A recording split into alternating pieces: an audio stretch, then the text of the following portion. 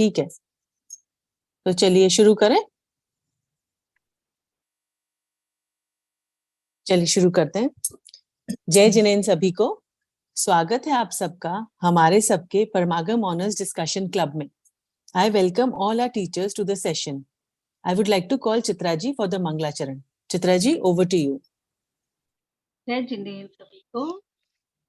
अपने सभी कार्यों की निर्विघ्न पूर्ति के लिए अपने इष्ट देव का स्मरण करते हुए यह मंगलाचरण लेते हैं।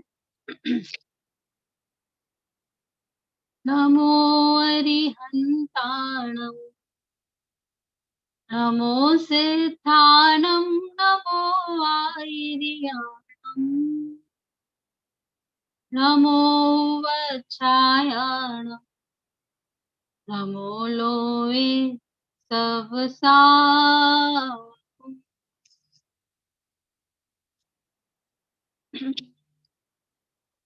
हे पाणी पात्री वीर जिन सबको बताया आपने। हे पाणी पात्री वीर जिन सबको बताया आपने। जग जाल में अब तक फंसाया पुण्य एवं पाप ने। पुण्य एवं पाप से पार मग सुख शांति का। पुण्य एवं पाप से है पार मग सुख शांति का। धर्म का है मर्म यह विस्फोट आत्म क्रांति का। धर्म का है मर्म यह विस्फोट आत्म क्रांति का। क्या करे गुणगान प्रभु हम आपके उपकार का। क्या करे गुणगान प्रभु हम आपके उपकार का। आपने निज निधि हमें दी नमन करते आपका। आपने निज निधि हमें दी नमन करते आपका। आप में प्रभु आप से ही आपसी श्रद्धा जगे। दूर होवे भाव विकृत परिणति निज मेर में। दूर होवे भाव विकृत परिणति निज मेर में। Thank you Chitra ji. अब हम आगे बढ़ते हैं। आज की हमारी चैप्टर समरी है वीतराग विज्ञान पाठमाला 2 से चैप्टर 3 7 तत्वों संबंधी भूल, जो प्रस्तुत करेंगी Nidhi ji. Nidhi ji, over to you. जय जिनेंद्र सभी को। तो आज का टॉपिक जैसे तनु जी ने शेयर किया कि हमारी वीतराग विज्ञान भाग 2 का 3rd चैप्टर है 7 तत्वों संबंधी भूल। तो ये चैप्टर जो है वो बेस्ड है दौलत राम जी की 6 ढाला की दूसरी ढाल के शुरू के ही छंदों की 1 से 7 नंबर के जो छंद हैं उन पे बेस्ड है। क्योंकि वहां पे पंडित दौलत राम जी ने इसका बहुत संक्षेप में, बहुत सुंदर, बहुत सुग्राह सरल शब्दों में इसको बहुत गहराई से बहुत मार्मिक इसका वर्णन किया है। तो छोटे दादा ने वहीं से ये लेसन लेकर और इसको वीतराग विज्ञान 2 में ही रखा है। मतलब क्यों? क्योंकि ये बहुत शुरुआत की चीजें हैं कि हमको जो हम जो जिस मार्ग पर आगे बढ़ने जा रहे हैं उसमें पहले हम ये देखें कि हमारी भूलें कहाँ कहाँ हैं और उनको ठीक करें, फिर आगे बात हमारी और स्पष्ट समझ में आएगी। तो इस पाठ में आगे बढ़ने से पहले मैं जरूर चाहूंगी आप सभी का ध्यान ले जाना उस तरफ जहां हम थोड़ा समझेंगे कि ये दौलत राम जी कौन थे। तो पाठ के शुरू में भी उनका थोड़ा व्यक्तित्व कर्तृत्व लिखा हुआ है, तो मैं वही उसी में से आपको कुछ एक चीजें इंपॉर्टेंट जो है वो अपन बात करने वाले हैं। तो सबसे पहले तो जब भी पंडित दौलत राम जी का नाम कहीं लिखा दिखे हमें, उसके पहले अध्यात्म प्रेमी जरूर दिखेगा। मतलब इनको अध्यात्म की तो गूढ़ समझ थी, और उन्हीं मतलब इन्होंने जैसे छह ढाला लिखी और दौलत विलास जैसी इनकी कृतियां हैं, और बहुत सारे भजन भी लिखे हैं इन्होंने जो आध्यात्म से ओतप्रोत रहे हैं। मतलब आप उनको पढ़ेंगे तो आपको पूरा पूरा समय सार, पूरा वस्तु स्वरूप स्पष्ट दिखाई देगा। और छह ढाला भी गागर में सागर भरने जैसा ही काम किया है। बहुत सरल है, सभी को याद जल्दी हो जाती है, समझ में भी आ जाती है। और ये हमारे जो जैन सिद्धांतों का जो भी पाठ्यक्रम चलता है, छह ढाला उसका एक महत्वपूर्ण अंग है। तो ये तो इनके बारे में हो गया। अभी पर्सनल डिटेल्स, जैसे कि हम स्ट्रगल करते आए हैं कि हमारे पास बहुत ज्यादा नहीं होती हमारे विद्वानों की, क्योंकि उन्हें अपने बारे में लिखना उतना पसंद नहीं होता था, और वो अपनी अपनी प्रशंसा, अपनी बढ़ाई, अपने प्रचार प्रसार के लिए कभी कोई एफर्ट ही नहीं करते थे। तो जो जैसा उनकी कृतियों के माध्यम से हमको मिला, तो यहाँ भी लिखा है कि आध्यात्म रस में निमग्न रहने वाले 19वीं सदी के तत्वदर्शी विद्वान कविवर पंडित दौलत राम जी पल्लीवाल जाति के नर रत्न थे। और इनका टाइम बताते हैं विक्रम संवत 1855 से 1923। मतलब अगर हम सन में देखें तो 1798 से 1866, तो इसीलिए 19th सेंचुरी के इनको लगभग 200-250 साल पहले का इनको माना गया है। तो कहाँ पर इनका जन्म हुआ था, किस पार्ट ऑफ द अपने कंट्री को ये बिलोंग करते थे? ये यूपी में अलीगढ़ के पास सासनिया नाम के ग्राम के थे। कुछ दिन अलीगढ़ भी रहे, और इनके पिता का नाम टोडरमल जी था। तो सरल स्वभावी गृहस्थ थे, आत्मज्ञानी पुरुष थे, जैसा कि हम पहले ही कह चुके हैं कि उनको अध्यात्म प्रेमी शब्द से हम हमेशा संबोधित करेंगे। और इनका छह ढाला ग्रंथ जो है, जो जैन समाज में बहुत प्रचलित है, और ऐसा ही कोई जैनी भाई हो हम में से जिसने छह ढाला पढ़ी सुनी नहीं हो, या उसका नाम भी ना सुना हो, ऐसा तो बहुत रेयर ही होगा। तो काफी प्रसिद्ध है, और पाठ्यक्रम में भी परीक्षा बोर्ड में इसको सम्मिलित किया गया है। तो इनके जो इन्होंने जो काव्य लिखा है उसकी अगर हम बात करें तो भाषा बहुत सरल है, सुबोध है, प्रवाहमयी है, और किसी की भी समझ में आसानी से आ सकती।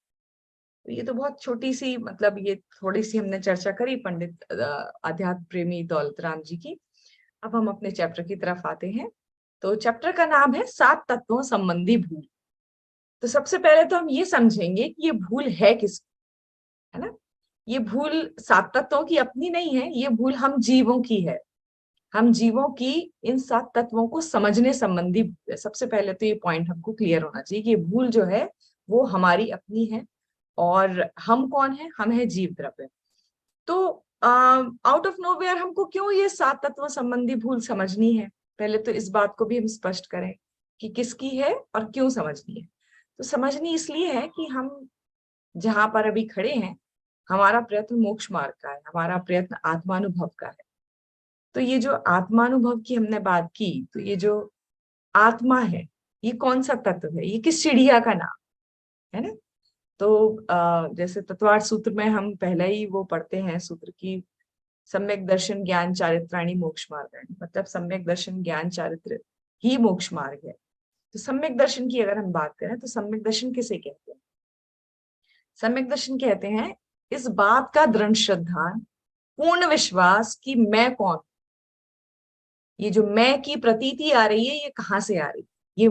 ये मेरे ज्ञान स्वभाव से आ रही है, या फिर इस शरीर से आ रही, मतलब कहाँ से आ रही है ये मैं की प्रतीति? इस बात की स्पष्टता ही बताती है कि सम्यक दर्शन किस चीज का नाम। तो सम्यक दर्शन मतलब अपनी आत्मा का श्रद्धान कि मैं जो हूँ वो हूँ एक जीव तत्व, मैं आत्म तत्व हूँ, और इस बात का श्रद्धान कि मैं ये जो शरीर, जो पर्याय, जो नाम, जो बाकी का हमारा संसार है वो मैं नहीं हूं, है ना? तो ये इस चीज का श्रद्धान कहलाता है सम्यक दर्शन, मतलब आत्मा की समझ, मतलब मैं कौन। तो जब तक ये मैं स्पष्ट नहीं होगा तब तक हमारी गाड़ी आगे बढ़ ही नहीं सकती, है ना? तो इस मैं को स्पष्ट करने के लिए ये 7 तत्व बताए गए। तो मैं 7 तत्वों में सबसे पहले जीव तत्व आता है, राइट? तो जीव तत्व मतलब मैं, जीव द्रव्य। फिर कौन से हैं बाकी के 6?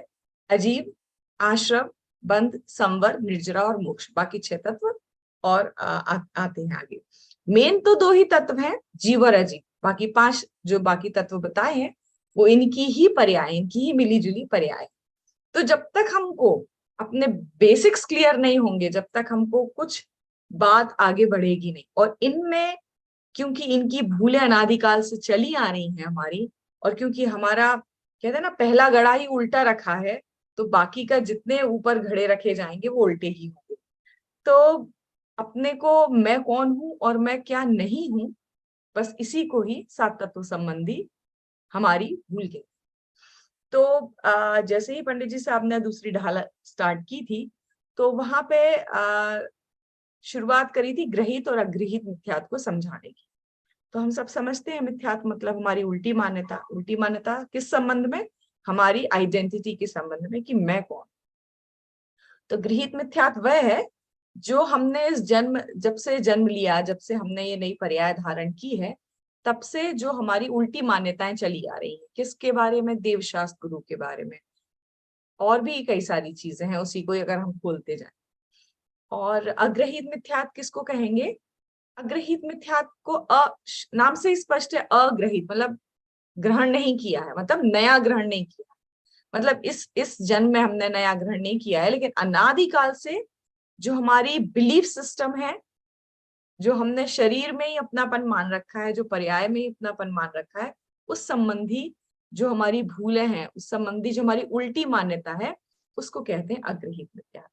तो ये जो 7 तत्व संबंधी भूल है, ये आती है हमारे अग्रहित मिथ्यात्व के अंदर। ठीक है, अब मैं ये वाला लेसन जो है फिर से YJSG स्टडी मटेरियल से ही और आगे ले जाना चाहती हूँ।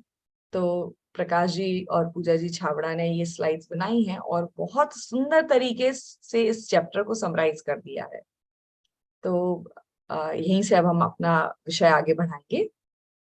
7 तत्व संबंधी भूल हमने समझ ली है कि यह भूल किसकी है, यह जीव की है, और यह अग्रहित मिथ्यात्व संबंधी भूलें हैं।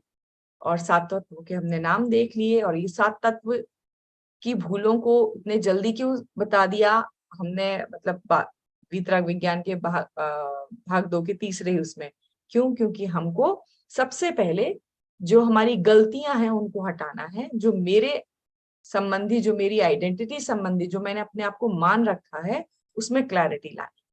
तो जीवादि 7 तत्वों का स्वरूप समझना क्यों आवश्यक है?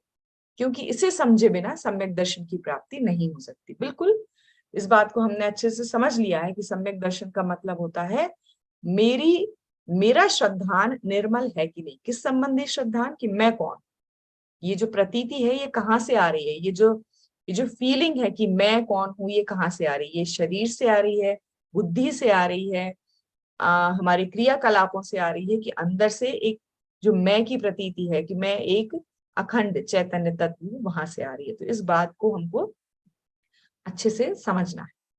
तो इसके बिना क्योंकि सम्यक दर्शन की प्राप्ति नहीं हो सकती। भाई, अनुभव जिस चीज का करना है, लक्ष्य जो है, अगर वही क्लियर नहीं है तो उस लक्ष्य की प्राप्ति नहीं हो सकती। लक्ष्य हमारा सम्यक दर्शन है, लक्ष्य हमारा आत्मा की प्राप्ति है, और यह आत्म तत्व तो मैं हूं, है ना। तो इस मैं की क्लैरिटी होना बहुत जरूरी है।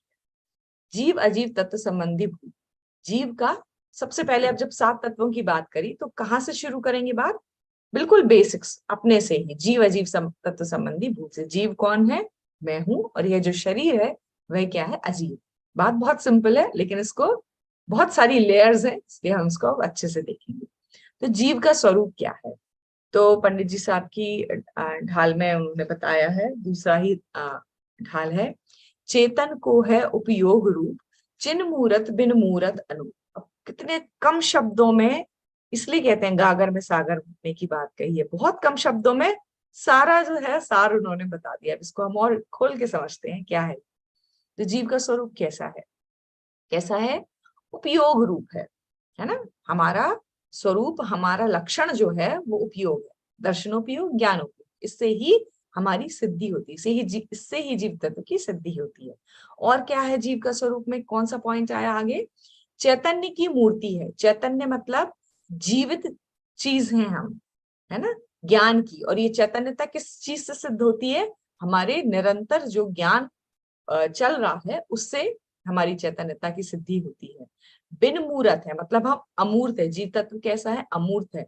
आप उसको पुद्गल जैसे स्पर्श गंध वर्ण से नहीं जान सकते, है ना। तो जीव का स्वभाव, आत्मा कैसी है? अमूर्त है। उसको छुआ, चखा, सुना, देखा नहीं जा सकता है।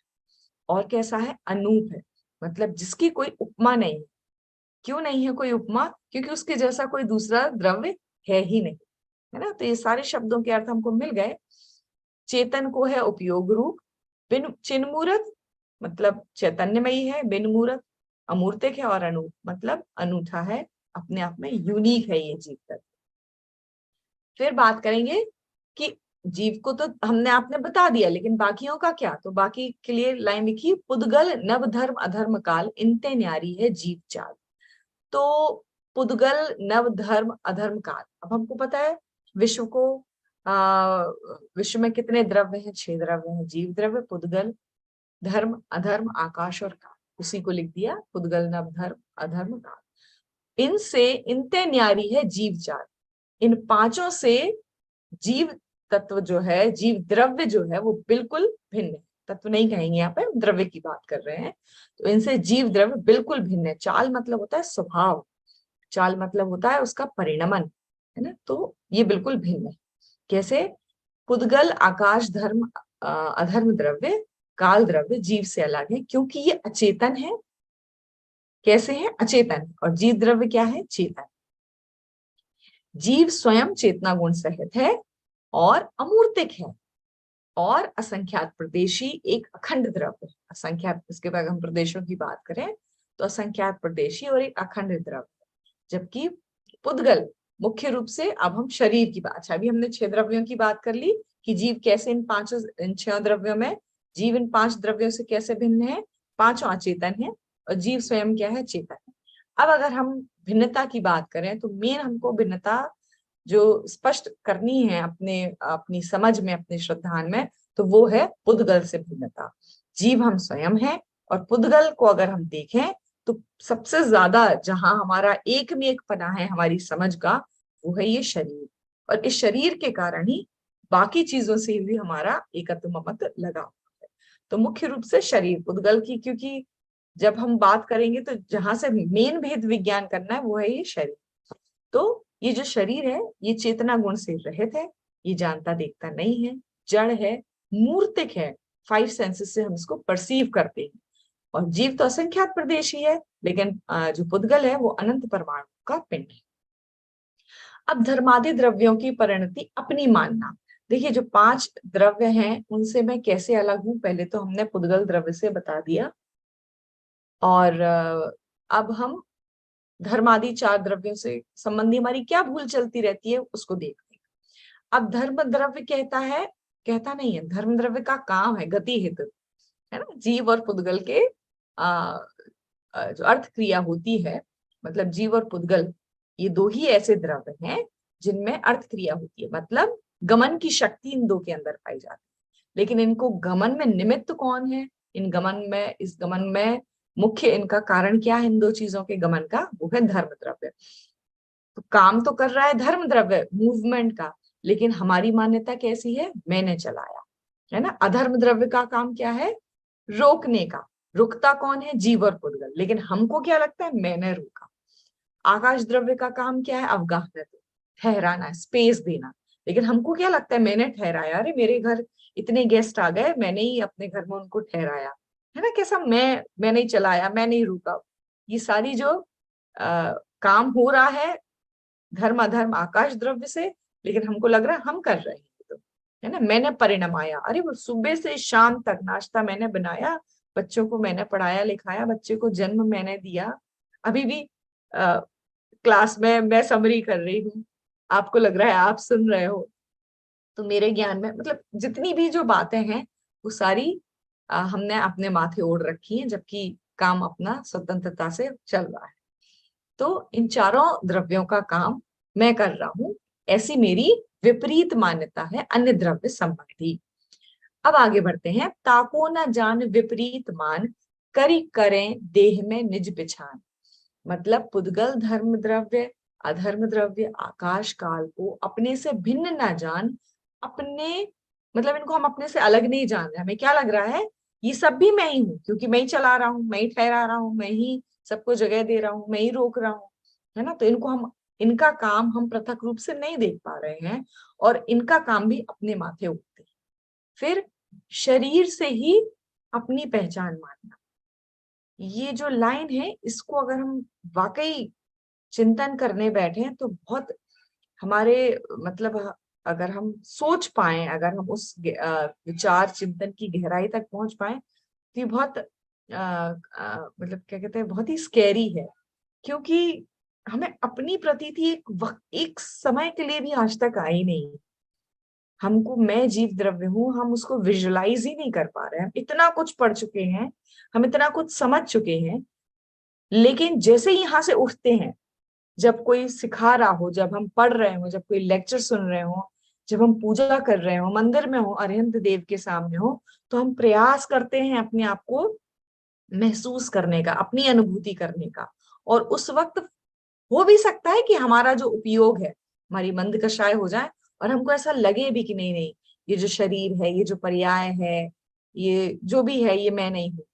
मतलब ये भी हम बहुत एफर्ट लगाते हैं इतने सारे उसमें भी, लेकिन इसकी प्रतीति हमको आज तक हुई नहीं, है ना। मतलब अपनी अपनी योग्यता हम समझे, अपनी अपनी भूमिका हम समझे, लेकिन इस शरीर से ही हमने अपनी पहचान मान रखी है। ये बात इतनी इतनी ठोस, इतनी घनी बैठी हुई है हमारी मान्यता में कि इससे हमको अलग देखने में बहुत एफर्ट लग रहे हैं, बहुत स्वाध्याय लग रही है, बहुत ध्यान लग रही है। तब कहीं जाके हमको ऊपरी ऊपरी ये बात समझ में आती कि नहीं, ये शरीर मैं नहीं हूं। लेकिन वो प्रतीति, वो होना एक अपने आप में बहुत बड़ी बात है कि मैं अपने आप को इस शरीर से भिन्न देख पा रहा हूं। तो इस शरीर से ही मैंने अपनी आइडेंटिटी मान रखी है। शरीर से ही अपनी पहचान मानने के कारण जीव 4 प्रकार की बुद्धि रखता है। ये 4 प्रकार की बुद्धि, इन शब्दों से हम भली भांति परिचित हैं। एकत्व, ममत्व, कर्तृत्व, भोक्तृत्व। क्या एकत्व मतलब ये ही मैं हूं। क्या हूं मैं जीवता तो नहीं हूं, मैं जानने देखने वाला नहीं हूं, ऐसी प्रतीति नहीं आ रही है हमको। क्या आ रही है, यह शरीर ही मैं हूं, है ना। और अब क्योंकि ये शरीर मैं हूं तो इसके इसके इसके जो इससे संबंध जो रखते हैं वो सब मेरे हैं। ये पुत्र, ये पति, ये घर, ये सब मेरा है और इनका मैं करता हूँ, इनका लालन पालन मैं कर रही हूँ, इनके लिए खाना मैं बनाती हूँ और फिर इनको भोगने वाली, इनसे जो सुख मुझे प्राप्त हो रहा है उसको भी मैं भोगती हूँ। तो ये इस तरह की 4 भूलें क्यों चल रही हैं जीव की, क्यों चल रही हैं मेरी, क्योंकि मैंने शरीर से ही अपनी पहचान मान रखी है। फिर आगे किस तरह इसी बात को और खोल के पंडित जी साहब ने बताया है बहुत कम शब्दों में। मैं सुखी दुखी में रंग राव, मेरे धन ग्रह गोधन प्रभाव, मेरे सुततिये में सबल दीन, बेरूप सुभग मूरख प्रवीण। अभी जितने भी एडजेक्टिव्स मतलब मैं को लेके और मेरे को लेके लगा रखे हैं, उनको स्लाइड्स में बहुत सुंदर तरीके से इसको मतलब टेबल जैसी टैबुलर फॉर्म में प्रेजेंट किया है। अहम बुद्धि मतलब एकत्व बुद्धि, मतलब मैं, और ममत्व बुद्धि यानी मेरा। तो मैं सुखी हूँ, है ना।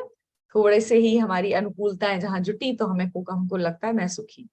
मैं दुखी, मैं गरीब, मैं अमीर, पैसे को आने जाने से हम अपनी अपनी पहचान मान रहे हैं। बिल्कुल, देखो मेरे अचीवमेंट्स, मैंने इतना पैसा कमा लिया, मेरा इतना नाम हो गया, है ना, ये सब मैं ही तो हूँ। है, मैं बलवान, मैं निर्बल, मैं कुरूप, मैं सुंदर, मैं गंवार, मैं होशियार। ये जितनी भी मैं संबंधी मतलब अभी लिखने बैठे अगर हम अपने बारे में तो पेज भर देंगे कि मैं कौन कौन, है ना। मैं मेरी एडजेक्टिव्स लिखने शुरू करूं जो मैं फील करता, जो मैं दिन रात कर रहा हूं, तो हजारों शब्द हम लिख सकते हैं। ये तो बहुत थोड़े से लिखे, है ना। तो मैंने अपनी मान्यता किन किन चीजों में अपनी बना रखी है उसकी ये लिस्ट है पंडित जी साहब की दी हुई। फिर मेरा क्या है, मेरे धन ग्रह गोधन प्रभाव। मेरा ये धन है जितना भी जो मैंने कमाया है, ये घर मेरा है भाई, मेरे नाम की रजिस्ट्री है यहाँ, ये घर मेरा है ना। ये गाय आदि पशु अभी तो लोगों के नहीं होते हैं, मगर जो भी आपके पोजेशंस हैं, जो भी आप ओन करते हो, ये ऐश्वर्य, ये प्रभाव, भाई लोग मुझे जानते हैं, है ना। मैंने इतनी अच्छी क्लास ली थी, लोग मुझे जानने लगे हैं, मेरा नाम जानने लगे हैं। ये पुत्र जो है ये मेरा है, ये पत्नी पति जो भी है, शरीर से संबंध रखने वाली ये मेरे ही हैं। एक सेकंड को भी विचार आता है कि ये जो है ये शरीर आश्रित चीजें हैं और इनमें मेरी मान्यता ही मेरे दुख का कारण है, ऐसा ख्याल आना बहुत फोर्सफुली जब हम बैठते हैं कुछ समय के लिए सुनते हैं गुरुओं की बात, भगवान का उपदेश, तब हम प्रयास करते हैं। लेकिन ऐसा बाकी समय जब यहाँ से ऑफ हुए और बस ये घर बच्चे और इनका काम मुझे मेरा लगने लगता है, तो ये मेरी एकत्व और ममत्व संबंधी भूल है। फिर कर्तृत्व और भोक्तृत्व भी हम इसी तरह लगा लेंगे। आगे बढ़ते हैं। तन उपजत अपनी उपज जान, तन नशत आपको नाशमान। उसी बात को और खोलते हैं कि शरीर की उत्पत्ति में ही अपनी उत्पत्ति और शरीर के नाश में अपना नाश हमको दिखाई देता है। अगर हमारी ऐसी मान्यता ना हुए तो हम अपने शरीर को स्वस्थ रखने के लिए ये जो योग करते हैं, जो वॉक करते हैं, जो न्यूट्रिशियस फूड खाते हैं, जो हम अपडेटेड रहते हैं, आजकल मिलेट्स पे जोर है, मिलेट्स खाना है, गेहूं नहीं खाना है, वीगन होना है, ये क्यों है ये सब? क्योंकि हमको इस शरीर में, इस शरीर की संभाल में ही अपना पूरा उपयोग लगा हुआ है, क्योंकि इसी को हमने अपना मान रखा है ना। तो इसी बात को और स्पष्ट करती हुई ये 2 लाइन है कि शरीर की उपज में अपनी उत्पत्ति और शरीर के नाश में हमने स्वयं को नाश हुआ मान रखा है। तो जीव को अजीव मानना और अजीव को जीव मानना, ये 2 लाइनें यहाँ से स्पष्ट हो जाती हैं। एक बात तो हमको बहुत क्लियर हो गई कि अगर एक तत्व संबंधी भूल है तो सातों तत्व संबंधी भूल है ना। इन क्योंकि हमको एक भूल तो चल नहीं रही है, 2 तत्व संबंधी भूल तो चल नहीं रही है। हमने शुरू में ये बात सिद्ध कर ली है कि 7 तत्व संबंधी भूल, मतलब हमको 1-2 प्रॉब्लम नहीं है, क्योंकि पहले ही घड़ा उल्टा रखा है तो बाकी ऊपर के सारे घड़े हमारे उल्टे हैं। और यहाँ पर इस बात को और स्पष्ट बताया कि अगर हम स्वयं को जीव नहीं मान रहे हैं, ज्ञाता दृष्टा नहीं मान रहे हैं, तो डेफिनेटली हम अपने आप को कुछ और मान रहे हैं। तो हम कुछ और में क्या मान रहे हैं अपने आप को? हम अपने आप को अजीब मान रहे हैं। मतलब हमारी दोनों तत्व संबंधी भूल कंटिन्यूअस हैंड इन हैंड चल रही है। एग्जाम्पल, स्वयं को गोरा, पतला, मोटा, काला मानना, और ये मेरी जीव को अजीब मान रही हूँ, ये मेरी जीव संबंधी भूल है। और अजीव को जीव मानना मतलब ज्ञान आत्मा का है, ये नहीं मानते हैं, है ना। जो भी अभी हम सुनाए, जो भी अभी हमें समझ आ रहा है, जो भी हमारे ज्ञान का उघाड़ हुआ, जो भी हमने अभी अभी अभी जस्ट सुना, वो किसने जाना? वो तो मैंने सुनी है बात, इसलिए मुझे समझ में आई, है ना। यही तो मानते हैं हम कि मैंने देखी, ये स्लाइड्स देख रही हूँ तो मुझे ज्ञान हो रहा है, ये बात सुन रही हूँ तो मुझे ज्ञान हो रहा है। मतलब ज्ञान आत्मा का है, ऐसा क्या हमको भाषित होता है? नहीं होता। हमको लगता है इंद्रियों से ही ज्ञान हो रहा है, प्रकाश से ही ज्ञान हो रहा। तो ये मेरी अजीब को अजीब संबंधी जीव की है भूल है। अब आगे बढ़ते हैं आश्रव तत्व संबंध। तो सारा जो खेल है इस संसार का, वो है जीव और अजीव संबंधी भूलों का। यहाँ तो जो बताया उसको मैंने समराइज किया। अगर हम आराम से बैठकर ध्यान का इसको विषय बना लें कि मैं अपनी मान्यता किस में रखा हूं और मैं हूं क्या, है ना, तो ये जीव अजीव संबंधी भूल पर एक दिन में नहीं होने वाला है, एक महीने में नहीं होने वाला है, एक भव में नहीं होने वाला। कोशिश हमारी एज अर्लीस्ट पॉसिबल है, राइट। लेकिन ये जीव अजीव संबंधी भूल ही जड़ है हमारे दुखों की। तो इस पर हमको मैक्सिमम काम जो है इस पर करना है कि हमारी अपनी मान्यता, हमको हमारा अपना श्रद्धान, जब भी अनुकूल प्रतिकूल परिस्थितियां हमारे जीवन में आए, तब हमको अपनी वास्तविक प्रतीति हो कि भाई मैं तो अखंड द्रव्य हूँ, मेरा तो नाश ही नहीं हो सकता, मैं तो अस्तित्व गुण वाला हूँ। और तो फिर जैसा भी हमारा कर्म का उदय है उसमें हम बहेंगे नहीं, हमको स्थिरता आएगी। तो रोज हैमरिंग करनी है, थोड़ा थोड़ा रोज प्रयास करना है। अब आगे बढ़ते हैं आश्रय तत्व संबंधी भूल में। रागादि प्रकट जे दुख देन तिन्ही को सेवत गिनत चैन।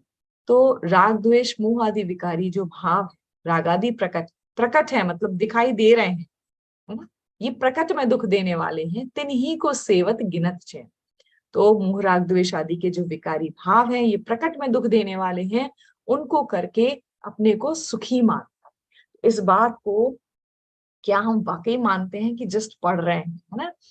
ये जो मोह है, सबसे बड़ा जो हमारा शत्रु है वो है मोह, यानी दर्शन मोह, यानी हमारा मिथ्यात्व। मिथ्यात्व मतलब वही मैं कौन हूं इसकी गलत प्रतीति होना। मैं हूं जीव तत्व और मैं अपने आप को आज तक मान रहा हूं यह शरीर। और राग द्वेष के भाव, ये जो विकारी भाव हैं, ये प्रकट में दुख देने वाले हैं कि नहीं है, इस बात के निर्णय पे क्या हम पहुंचे हैं। ये संसार हमको अभी, मतलब कितनी भी आप बात कर लें, कितनी भी हम बात कर लें, लेकिन कितना भी पढ़ लिख लें, लेकिन ये संसार में जब तक हमको वास्तविक इसका स्वरूप पता नहीं चलेगा और ये पता नहीं चलेगा कि ये दुख स्वरूप है और दुख का कारण है, तब तक सब कुछ हमारा पढ़ा लिखा जो है वो बेकार ही जाने वाला है। क्योंकि जब तक यहाँ दुख नहीं लगेगा, जब तक हम यहाँ छटपटाएंगे नहीं, जब तक हमें अपनी बीमारी नहीं पता चलेगी, जब तक हम उसके इलाज की भी संभावना नहीं खोजेंगे। तो ये जो मोह राग द्वेष की जो पैसा है, ये जो ऐश्वर्य है, ये दुख देने वाला है। क्यों है? क्योंकि बहुत टेम्परेरी है ना, ये है और नहीं है। बहुत एक फ्रैक्शन ऑफ सेकंड में हम अपनी डे टू डे लाइफ में देख रहे हैं कि फ्रैक्शन ऑफ सेकंड में सीन चेंज हो जाता है। तो ये जो राग द्वेष के भाव है, ये हमारी आत्मा को निरंतर दुखी कर रहे हैं। कितना भी अच्छा हम खा लें, कितने भी सुंदर घर में हम रह लें, लेकिन वो सारा जो, एक तो उन भोगों का फल कर्म बंधन है, जो भी राग के हमारे पास अनुकूल सामग्रियां हैं, उनको आज हम भोग भी लें, वो हमें अभी सुखरूप भाषित भी हो जाए, इन मतलब इस छलावे में भी हम रहे हैं, लेकिन उनका फल क्या है? उनका फल तो कर्म बंधन ही है, और वो टिकते भी नहीं है। तो कुछ समय बाद वही हमको दुख देने लगता है ना। तो ये प्रकट है, मतलब हमको अनुभूत विषय है, इसके लिए हमको कहीं से समझने की जरूरत नहीं है। ये हम अपने जीवन में देख सकते हैं कि मोह राग द्वेष आदि विकारी भाव है, ये प्रकट में दुख देने वाले, उनको करके मैं अपने को सुखी मानता हूँ, ये मेरी अपनी भूल। आश्रव कैसे है? वर्तमान में दुख रूप है, बिल्कुल है, हमने अभी देखा, और आगामी दुख के कारण है। क्यों? क्योंकि इन भोगों को, इंद्रिय विषयों को भोगने में हम क्या करते हैं? हम करते हैं कर्म का बंधन, और इस कर्म बंधन का फल जो है वो दुख रूप ही है। तो स्वयं के कषाय जो भाव हैं, जो क्रोध, मान, माया, लोभ, हास्य, रति, अरति, व्हाट नॉट, इरिटेशन, जेलसी, जो भी हमारे भाव हो रहे हैं, वे सब उस वक्त भी दुख देते हैं और आगे भी हमारे दुख के कारण है। परंतु व्यर्थ ही अन्य को दुख का उत्पन्न करने वाला हम मानते हैं। हमें ये आश्रव संबंधी, ये हमारी भूल है कि कारण हम स्वयं हैं, लेकिन हम हमेशा जब भी कोई प्रतिकूल बात आती है तो हम उसका दोष जो है वो बाहर ढूंढने निकल पड़ते हैं, बाहर हम दोषारोपण कर ही देते। और अशुभ राग से शुभ राग से, ये भी आश्रव तत्व संबंधी भूल है कि अशुभ राग से आनंद मानता है और शुभ राग से मोक्ष मानता है। अशुभ राग से आनंद का क्या मतलब है? ये पुण्य की बात चल रही है ना, तो उससे तो हमें आनंद महसूस होता है। और जो शुभ राग है, जो पूजा पाठ व्रत आदि है, उससे हम सोचते हैं कि उससे हमको मोक्ष मिल जाएगा। तो ये हमारी आश्रव तत्व संबंधी भूल है। अब आते हैं आगे बंध तत्व संबंधी भूल पे। शुभ अशुभ बंध के फल मंझार, रति अरति करे निज बंध विसार। जो शुभ और अशुभ कर्मों के फल हैं, उनमें क्या करता है? राग करता है, द्वेष करता है। मतलब शुभ कर्मों के फल में वो राग करता है, और कौन? मैं, है ना, वो मतलब थर्ड पर्सन की बात नहीं चल रही, ये अपनी ही बात चल रही है। और अशुभ कर्मों के फल में इसको द्वेष आता है। अपने आत्म स्वरूप को भूलकर अशुभ कर्मों का फल दुख रूप है, शुभ कर्मों का फल भोग सामग्री। अभी हम पहली बात कर चुके हैं। अगर तो हमारे प्रतिकूल परिस्थितियां चल रही हैं अभी, है ना, बहुत लॉजिकल है ये बात, इसको समझने की जरूरत है कि अभी हमें कोई प्रतिकूल परिस्थितियां चल रही हैं तो प्रत्यक्ष में दुख देने वाली है। और अगर कोई हमारे अनुकूल उदय चल रहा है, शुभ कर्मों का फल चल रहा है, तो उसको हम भोगेंगे, और उस भोग सामग्री का जो है उस वक्त हो सकता है हमको वो थोड़ी देर की शांति मिल जाए, लेकिन उसका फल क्या है? दुखमय। तो लगभग एक जैसी बात है आश्रव बंध की। तो आश्रव बंध में जो मेन हमको डिफरेंस समझना है कि आश्रव बंध संबंधी भूल और बंध संबंधी भूल, तो उसमें एक ही पॉइंट हमको ध्यान रखना है कि जो मोह राग द्वेष है ना, वो कारण है ना, वो आश्रव के कारण है। और जो कर्मों का आत्मा के साथ एक साथ जुड़ना है, वो कार्य है ना। मोह राग द्वेष के भावों का होना आश्रव है, और उस कारण कर्म बंधों का आत्मा के साथ जुड़ जाना वो है कार्य, वो क्या है? बंध। तो कारण कार्य का ही यहाँ पर अंतर है, आश्रव और बंध में। अब आगे बढ़ते हैं संवर तत्व संबंधी भूल पे। आत्म हेतु विराग ज्ञान ते लखें आपको कष्टदा। संवर तत्व, संवर कहते किसको है? संवर कहते हैं आश्रव का नहीं होना, है ना, मोह राग द्वेष के भावों का नहीं होना, तो उसको कहते हैं संवर तत्व। लेकिन हमारी उस संबंधी क्या भूल चल रही है कि आत्मा के हित के जो कारण है, आत्मा के हित के क्या क्या कारण है? ज्ञान है। कौन सा ज्ञान? सम्यक ज्ञान, है ना, जो सम्यक दर्शन पूर्वक होता है। और वैराग्य मतलब संसार और शरीर और भोगों से उदासीनता, इसको कहते हैं वैराग्य। तो ज्ञान और वैराग्य जो है वो हमारे संवर के कारण है। लेकिन इस ज्ञान और वैराग्य को कष्ट देने वाला मानना ही हमारी संवर तत्व संबंधी भूल है। अब ये भूलें कैसे कैसे हम पुष्ट कर रहे हैं? जैसे कोई व्रत आदि है, जैसे स्वाध्याय आदि है, कोई कर रहा है और हम उसको कह रहे हैं पता नहीं इतना कैसे फोकस कर लेते हैं, हमको तो कुछ समझ में ही नहीं आता। या कोई तप कर रहा है, कोई ध्यान कर रहा है, तो नहीं नहीं भाई हमसे नहीं होगा, ये तो बहुत कष्टप्रद है। आप इतनी चीजों का त्याग करके बैठे हो, आप कैसे जी रहे हो, ये तो बहुत कष्टप्रद है ना। इस तरह से हम अपने संवर तत्व संबंधी अपनी को, इनको हम कष्ट देने वाला मान रहे हैं। मुनियों को देख के कि पता नहीं कैसे, ये कितना कठिन जीवन है इनका, इनकी चर्या कितनी कठोर है, ये इनको पता नहीं इनको कितना कष्ट होता होगा। आप अंदर में उनके देखो, उनको कैसे उनको सुख की उनकी झड़ी उनकी लगी रहती है, वो उसको कष्टदान नहीं मानते हैं। उनसे उन सब क्रियाओं से तो उनका मोक्ष मार्ग और आगे बढ़ रहा है। तो उनको देखकर अगर हमको ये भाव आ रहा है तो निश्चित रूप से हमारी संवर तत्व संबंधी भूल बहुत गाढ़ी चल रही। तो जिससे आश्रव तत्व संबंधी भूल है उसे संवर तत्व संबंधी भूल है ही, it goes hand in hand, है ना। जो राग में सुख मानता है उसको वैराग्य में सुख कैसे आए, ये इसका लॉजिक है। अब संवर कैसा है? संवर वर्तमान में सुख रूप है और आगामी सुख का कारण है। मतलब अभी आप संवर तत्व मतलब अभी आप ज्ञान कर रहे हो, अभी आप वैराग्य कर रहे हो, तो इस वक्त तो आपको सुख मिलेगा ही, इस वक्त तो आपकी कषाएं मंद होंगी ही, इस वक्त तो आपको आत्मा की अनुभूति होगी ही, और यही आगे बढ़कर हमारे मोक्ष का भी मार्ग प्रशस्त करेगी प्रतिदिन प्रति समय। तो आगामी सुख का भी कारण है। अब आगे बढ़ते हैं निर्जरा तत्व संबंधी भूल की ओर। रोके न चाह निज शक्ति खोए। इस लाइन में निर्जरा, इतने 4-5 शब्दों में निर्जरा तत्व संबंधी भूल पंडित जी साहब ने बहुत सुंदर तरीके से बताई है। लॉजिक बताएंगे कैसे कैसे चाह को निर्जरा से कनेक्ट किया है ना। तो चाह नहीं रोकी और निज शक्ति खोई, मतलब निज शक्ति मतलब आत्मा की शक्ति को खोकर या भूल कर अपनी इच्छाओं का भाव नहीं करता, है ना। ये इसकी निर्जरा संबंधी भूल है।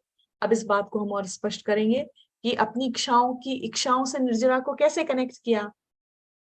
तो इस बात को हम और समझते हैं। इच्छाओं की पूर्ति में क्योंकि यह जीव सुख मानता है और इच्छाओं के अभाव में सुख नहीं है, उसको ऐसा लग रहा, राइट, यही इसकी निर्जरा तत्व संबंधी है। कैसे कि इच्छाओं का सीधा संबंध, मतलब अगर हम निर्जरा को देखें तो हमने सीखा है तत्वार सूत्र में कि तप से ही निर्जरा होती है ना, तपसा निर्जरा च, तप से ही निर्जरा होती है। तप का मतलब क्या होता है? इच्छाओं का निरोध, है ना। जिसको इच्छाओं का निरोध है वही वास्तविक तप है। तो इस तरह इच्छाओं से, क्योंकि इच्छाओं की पूर्ति में ये सुख मान रहा है और इच्छाओं को रोकता नहीं है, तो इसकी निर्जरा संबंधी भूल चलती रहती है। तो जिसे बंध तत्व संबंधी भूल है उसे निर्जरा तत्व संबंधी भूल भी है। शुभ कर्म के फल को जो चाहता है ना, वो इच्छा की पूर्ति में सुख मानेगा। जिसे शुभ कर्म के फल की इच्छा है, जिसे पुण्य की वांछा है, मतलब उसको क्या करना है, उसको और भोग सामग्री चाहिए, है ना। तो बंध संबंधी भूल जो थी, इसलिए अब निर्जरा संबंधी भूल भी उसको बराबर चलेगी। आखिरी है मोक्ष तत्व संबंधी भूल। उसके लिए भी 3 शब्द दिए। शिव रूप निराकुलता न जोए। शिव रूप मतलब मोक्ष में, शिव मतलब मोक्ष, मोक्ष कैसा है? निराकुलतामय है, उसको नहीं जानता। जोए मतलब जानता। मोक्ष में पूर्ण सच्चा सुख है, उसे वह नहीं जानता। मोक्ष सुख की जाति, मोक्ष सुख की क्या जाति है वो नहीं पहचानता। क्या हमारी भूल चल रही है कि जो स्वर्ग के सुख हैं उससे अनंत गुना ही सुख मोक्ष में है, ऐसी हमारी मान्यता चल रही है। तो स्वर्ग के जो सुख हैं वो इंद्रिय जनित सुख हैं, आकुलता रूप है, और मोक्ष के सुख अतीन्द्रिय सुख है, निराकुलता रूप है। तो सुख भी 4 तरह का होता है ना। सबसे उत्कृष्ट सुख कौन सा? आत्मोत्पन्न, जो आत्मा में जो मैं सुख की जो खान हूं उसकी अनुभूति, सबसे उत्तम श्रेणी का जो है वो वास्तविक सुख है। वो उसी सुख को हमें टारगेट करना है। फिर एक और सुख जिससे हम परिचित हैं, प्रशम जनित सुख, मतलब जब हमारी कषायमंद होती है ना, जब हम ध्यान में बैठते हैं, जब हम पूरा प्रयास कर रहे होते हैं कि मैं कौन हूं, है ना, जो अरिहंत देव है वैसे ही गुण वाला, अनंत गुणों वाला मैं हूं, तब वो जो हमारी मंद कषाय होती है और जो हमको शांति का अनुभव होता है वो होता है प्रशम जनित सुख। फिर होता है हमारा इंद्रियों वाला सुख, है ना, और एक होता है मानसिक सुख। इस तरह से सुख 4 तरह के होते हैं। हमारा पूरा प्रयास कहाँ चल रहा है? हमारा पूरा प्रयास चल रहा है इंद्रिय जनित सुख के लिए या मानसिक सुख के लिए। मतलब थोड़ा और एक लेवल बढ़ाए तो मानसिक सुख, शांति, हम पहाड़ों पे जाते हैं, हम बीचेस पे जाते हैं, हम ध्यान लगाते हैं, हम बहुत बहुत प्रयास कर रहे हैं इस मानसिक सुख के लिए। लेकिन वो क्या है, जितनी देर करते हैं शायद किसी को हो भी जाए और किसी कोई गारंटी नहीं। अगर हम आत्म सुख को अपना टारगेट बनाएं तो हमको मंद कषाय, हमको मानसिक और ये जो इंद्रिय जनित सुख है, ये तो मतलब ऐसा है कि ये तो मिल ही जाना है। कितने महान तपस्वी हुए हैं जो जाके फिर क्या बन जाते हैं? देव बन जाते हैं। तो ये इंद्रिय सुख और मानसिक सुख तो वहां मिल ही जाता है ना। टारगेट बड़ा रखेंगे तो ये जो छोटी छोटी चीजें हैं ये तो साइडवेज होती रहेंगी, इनफैक्ट उनकी इच्छा भी नहीं बचती है। तो इस तरह अगर हम इस सुख को, सच्चे सुख को पहचाने तो हमारी मोक्ष तत्व संबंधी भूल भी स्पष्ट हो सकती है।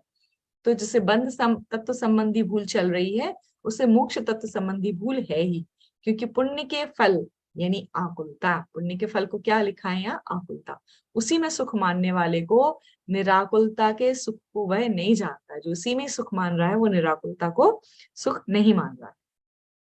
तो किस तत्व संबंधी भूल होने पर अन्य किस तत्व संबंधी भूल होगी? जीव की अगर भूल चल रही है तो अजीव की होगी, it goes hand in hand. आश्रव की भूल है तो संवर की चलेगी, बंध की है तो निर्जरा और मोक्ष की भूल साथ में चलेगी। वैसे तो जैसे एक तत्व संबंधी भूल है उसे सातों तत्व संबंधी भूल है, इस बात को हम पहले ही देख चुके हैं। 2 बातों में सारा सार जाता है, जीव जुदा, उद्गल जुदा। रागादि जो भाव है वह कैसे हैं? दुख रूप है। तो बहुत छोटी सी बात में इस बात का सार आ जाता है। तो यहाँ मैं अपनी बात खत्म करती हूँ और इन संबंधी भूलों को बहुत शॉर्ट में कहने की कोशिश की है। बहुत विचार का विषय है ये, प्रति समय हमें ख्याल आता रहे और हम अपने मुंह पे थोड़ी सी हैमरिंग रोज रोज करते जाएं और शीघ्र ही अपनी आत्मा का अनुभव करें। इसी के साथ मैं अपनी विराम लेती हूँ। जय जय। Thank you Nidhi ji. अभी आज हम लोग जो है स्टोरी का सेगमेंट हम नेक्स्ट टाइम लेंगे और हमारे साथ स्वानुभूति दीदी आ गई हैं। So she needs no introduction. उनको पता ही है ये हमारा जो पूरा प्लेटफॉर्म है परमागम ऑनर्स का, पीएचडी बुक क्लब का, पीएचडी डिस्कशन क्लब का, it's all possible because of her and this time she is there as our guest. So I would like to welcome her. Welcome didi. जय जिनेंद्र सभी को। Thank you. जय जिनेंद्र।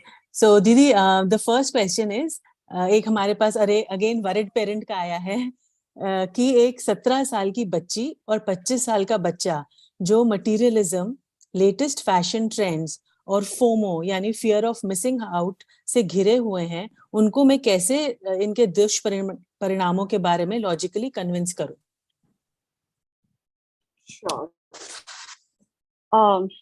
बहुत प्रश्न करते हैं सब लोग बहुत शिकायतें हैं सभी को, बहुत प्रकार की, जैसा कि हम देख रहे हैं। एक तरीके से देखा जाए तो ये जो हमारे सारे प्रश्न हैं उनका सबसे बड़ा कारण ये है क्योंकि हम उनके तरीकों को खुद नहीं ढूंढ पा रहे हैं सोल्यूशन को। तो जो एक होशियार पेरेंट होता है वो क्या करता है कि बच्चा बार बार अगर बाहर से कुछ ऑर्डर कर रहा है तो उससे बोलता है घर पे सिखा देते हैं तुमको, तो ये solution once and for all तुम सीख जाओ करने के लिए। तो इसलिए आज मैं आपको एक ऐसा तरीका बताऊंगी कि किस तरीके से आप अपनी सारी प्रॉब्लम्स का घरेलू इलाज ढूंढ सकते हो। अब इस प्रश्न में हम ये देखें कि ये जो आपने 3 चीजें गिनाई, जिनको मैं यहाँ देख रही हूँ कि मटीरियलिज्म को हम क्या डिफाइन कर सकते हैं कि ये विषय और कषाय में समाहित हो जाती है। What is materialism? यानी कि आपको you are in a blind goose chase for संयोग, मटीरियल थिंग्स, भौतिकवादी। आप उन चीजों को इकट्ठा कर लेना चाहते हो जो कि आपके 5 इंद्रियों के विषय हैं। और 5 इंद्रियों के विषयों में हमको क्यों इतनी रुचि आ रही है? क्योंकि जब मैं 5 इंद्रियों के विषयों को भोगता हूं, जिसे हम विषय कहते हैं, तो मुझे लगता है, आई फील कि मैं सुखी हो गया हूं। अगर आप मटीरियलिज्म के अलावा फैशन सेंस में चले जाते हो, हाँ, ये लेटेस्ट फैशन ट्रेंड्स, वो भी क्या है? वो भी मटीरियलिज्म का ही एक रूप हो गया ना। What exactly are you gunning for there? कि यू वांट कि लोग आपको इज्जत दें, मान कषाय के लिए किया जाता है ये। तो विषय कषाय जब हमने कहा, तो उस मान कषाय की पूर्ति के लिए आपको लोभ है कि मैं एज मैनी कपड़े रखूं, एज मैनी शूज रखूं, आई लुक ऑलवेज लेटेस्ट। अगर आप फोमो की बात कर रहे हैं, फियर ऑफ मिसिंग आउट, तो वो ही भौतिकवादी वस्तुएं, कहीं मैं चूक ना जाऊं, कुछ भोगने से ना चूक जाऊं, कोई अपॉर्चुनिटी ना मिस हो जाए, जो मैं सुखी हो सकता था वो कहीं रह ना जाए, ये फियर ऑफ मिसिंग आउट है, इजंट इट? तो विषय और कषाय, इन 2 शब्दों के अंतर्गत आपकी जो 3 प्रॉब्लम्स अभी गिनाई है वो, और उसके अलावा यदि आप 150 और प्रॉब्लम भी गिनाने जाओ तो वो भी सम्मिलित हो जाती है। अब हम ये देखते हैं कि ये जो है विषय कषाय की प्रॉब्लम, ये कॉज है कि ये इफेक्ट है? आपको प्रॉब्लम सॉल्व करनी है, राइट? प्रॉब्लम को सॉल्व करना है तो जड़ पे आपको वार करना पड़ेगा। तो ये जो हमने गिनाया विषय कषाय की प्रवृत्ति, ये कौन से गुण की पर्याय है? ये चारित्र गुण की पर्याय है। चारित्र गुण की पर्याय है, यानी कि ये जो प्रवृत्ति आपकी हो रही है विषय कषाय की, ये इफेक्ट है। इसका कॉज क्या है? इसका कॉज आपकी मान्यता, आपकी श्रद्धा, आप क्या बिलीव करते हो, वो चीजें हैं। हमारी प्रॉब्लम क्या है कि हमको ऊपर ऊपर से पेंट कर देना है, हर चीज को कलर कर देना है, चारित्र देखना है, विषय कषाय की प्रवृत्ति कम हो जाए। अब मैं ना आपसे एक बात पूछ रही हूं, आपकी कम हो गई? बच्चों की बात बाद में करते हैं, विषय कषाय की बात चल रही है ना अभी। तो आपकी कम हो गई? एक बात बताइए, जो छायक सम्यक दृष्टि हो जाते हैं, चौथे गुणस्थान वर्ती, चक्रवर्ती जैसे भी जीव, राजा महाराजा, उनकी हो जाती है? चौथे गुणस्थान वर्ती की बात कर रही हूं, यानी कि जिनकी श्रद्धा तो पलटी है, जो दृष्टि से तो परमानेंटली मुक्त हो चुके हैं, जब उनके भी विषय भोगों की प्रवृत्ति है, तो आपके बच्चे तो बेचारे अभी बच्चे हैं, अभी तो उन्हें दुनिया भी नहीं देखी है भाई। जब आप अभी बूढ़े हो गए हो और आपकी विषय कषायों की प्रवृत्ति भी नहीं छूट रही है, हमारे बाप दादाओं की विषय कषाय की प्रवृत्ति नहीं छूट रही है, पांव कब्र में है, लेकिन भोग और, मतलब गिनाऊंगी ना तो बुरा लगेगा, इसलिए मैं एग्जाम्पल्स अवॉइड कर रही हूं। लेकिन आप देख लो, सर पे बाल नहीं है लेकिन कंघा होता है, और मुंह में दांत नहीं है लेकिन अमरूद खाना है। तो विषय कषायों की प्रवृत्ति, I am not saying it's wrong, let me tell you that, जब बुढ़ापा आ जाता है तो शक्ति विषय कषाय को भोगने की कम हो जाती है। इसलिए कदाचित आपको ऐसा लगता होगा कि ये लोग तो काफी लिमिटेड विषय कषाय वाले हैं, लेकिन अंतरंग में अगर अनंतानुबंधी कषाय और मिथ्यात्व पड़ा हुआ है, they are trapped souls, like trapped birds in a cage, है? वो है कैद में क्या बोलते हैं, कैद में है बुलबुल, उनकी आत्मा ऐसी है, वो शरीर में ताकत नहीं है। आज उनको ताकत मिले तो वो भाग ले आपसे ज्यादा तेज और दौड़ ले और उड़ ले। तो पहली बात जो मुझे यहाँ प्रूफ करनी है वो ये है कि विषय कषाय की प्रवृत्ति जिसको आप लिमिट करना चाह रहे हो, कन्विंस करना चाह रहे हो अपने बच्चों को कि नहीं करनी चाहिए, वो सिर्फ बच्चों की प्रॉब्लम नहीं है, हम सबकी प्रॉब्लम है। It's a universal problem. So let's not keep themselves as the targets or the victims here.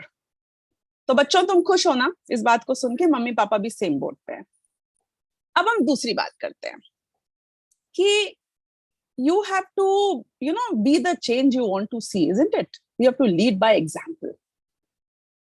आप अगर उनको बोलोगे कि तू तो बास कर ले और खुद दिन में 8 दफा खाओगे, तो आप एक्सपेक्ट करते हो कि आप उन्हें कभी जिंदगी में कन्विंस कर सकते हो? आप उल्टे पैर चलना, उल्टे सिर चलना शुरू हो जाओ, लेकिन वो बोलेंगे कि what are they talking, how is it possible, खुद तो कर नहीं पा रहे हैं, मुझे बोल रहे हैं। तो इसका मतलब है कि एक बार अब हम उनसे हटते हैं और अपने दामन में झांकते हैं और अपने अंतरंग की प्रवृत्ति को झांकते हैं कि आप समाज की बहुत सारे रूल्स और रेगुलेशंस को पालने के चक्कर में कदाचित आज शायद बहुत सारे ऐसी क्रियाओं को नहीं कर रहे हो। वो रिसेप्शन के ऊपर आदमी होता है ना, तो आप उसको होटल के रिसेप्शन पर आप उसको 4 गाली दोगे ना तो भी वो मुस्कुरा के जवाब देगा। क्यों? बिकॉज वो हॉस्पिटैलिटी इंडस्ट्री में है। उसका मतलब ये नहीं है कि उसे कषाय नहीं है, उसका मतलब ये है कि वो कुछ बंदिशों में है।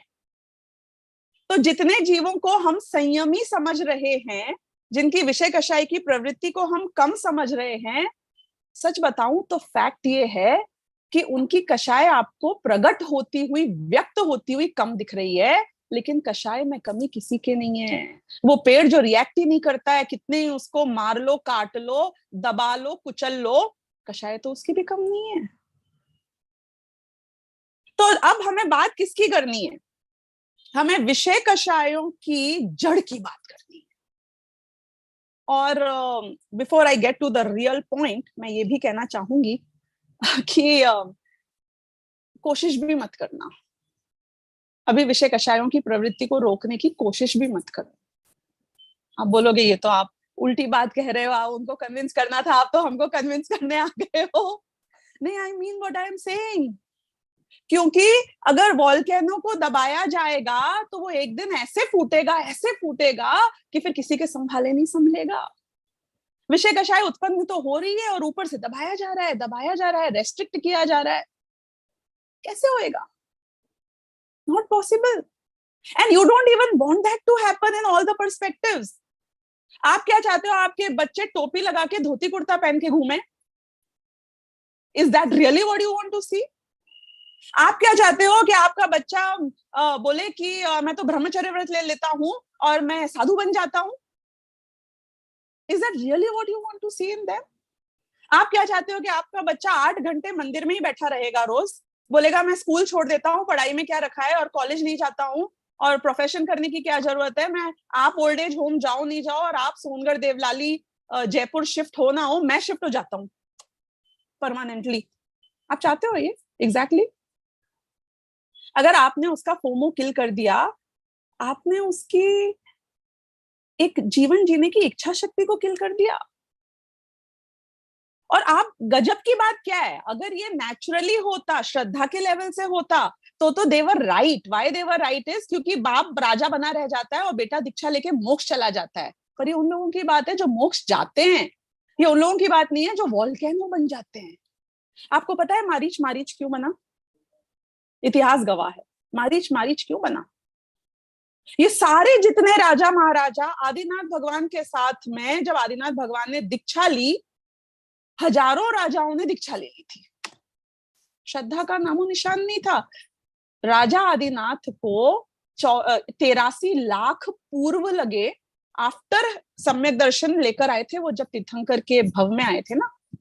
उसके पहले सरवार सिद्धि में देव थे, तब भी सम्यक दृष्टि थे। उसके पहले भी सम्यक दर्शन हो चुका था, तो ही सरवार सिद्धि के देव बने थे। मतलब इतने करोड़ों लाखों अरबों जाने कितने, वी डोंट हैव द जो नॉर्मल मैथमेटिक्स के इयर्स हैं, उसमें मेरे पास बताने के लिए साल नहीं है, लेकिन सागरों की आयु तक सम्यक दर्शन को धारण करके जो जीव यहाँ आके राजा बना, उसको जो विषय कषाय की प्रवृत्ति रोकने में 83 लाख पूर्व लग गए, फिर जाके उसने मुनि दीक्षा धारण की। ये बाकी के सारे महाराजा जिनने दीक्षा ले ली, कल के उगे हुए छोकरे अपने एक राजा को देखा, सम्यक्त्व का 7 तत्वों का नामो निशान नहीं है, या 2-4 डेफिनेशन रट ली और चल पड़े उनके साथ में दीक्षा लेने वहां पर जंगल में। And what are you assuming कि तुम भी भगवान आदिनाथ की तरह तुम्हारा मोक्ष हो जाएगा? उनकी छत्र छाया में उनका नाम लेके उनके बाजू में उनके परछाई आप पे पड़ेगी और तुम्हारा मोक्ष हो जाएगा? क्या किया हमने? भ्रष्ट हो गए, कंदमूल खाने लगे। मैं आपको बता रही हूँ वॉल्केनो कैसे फूटते हैं, वो सब वॉल्केनो बन गए। Marich was an example of a volcano. क्यों? क्योंकि पिताजी भरत चक्रवर्ती जैसे छायक सम्यक दृष्टि, दादाजी साक्षात तीर्थंकर अरहंत अवस्था में, कितना फैमिली प्रेशर है उसके ऊपर, हाँ, कितना इन्फ्लुएंस है। And that influence is not from the Shraddha level, that influence is all skin deep. क्यों? क्योंकि ऊपर से तो बहुत सारी चीजें देख ली है सारी दुनिया को करते हुए, और इमोशन में आकर, जैसे बच्चे बहुत जल्दी इमोशनल हो जाते हैं। लेट मी टेल यू, आपको ना विषय कषाय छोड़ने में टाइम लगेगा, बच्चों को छोड़ने में टाइम नहीं लगेगा।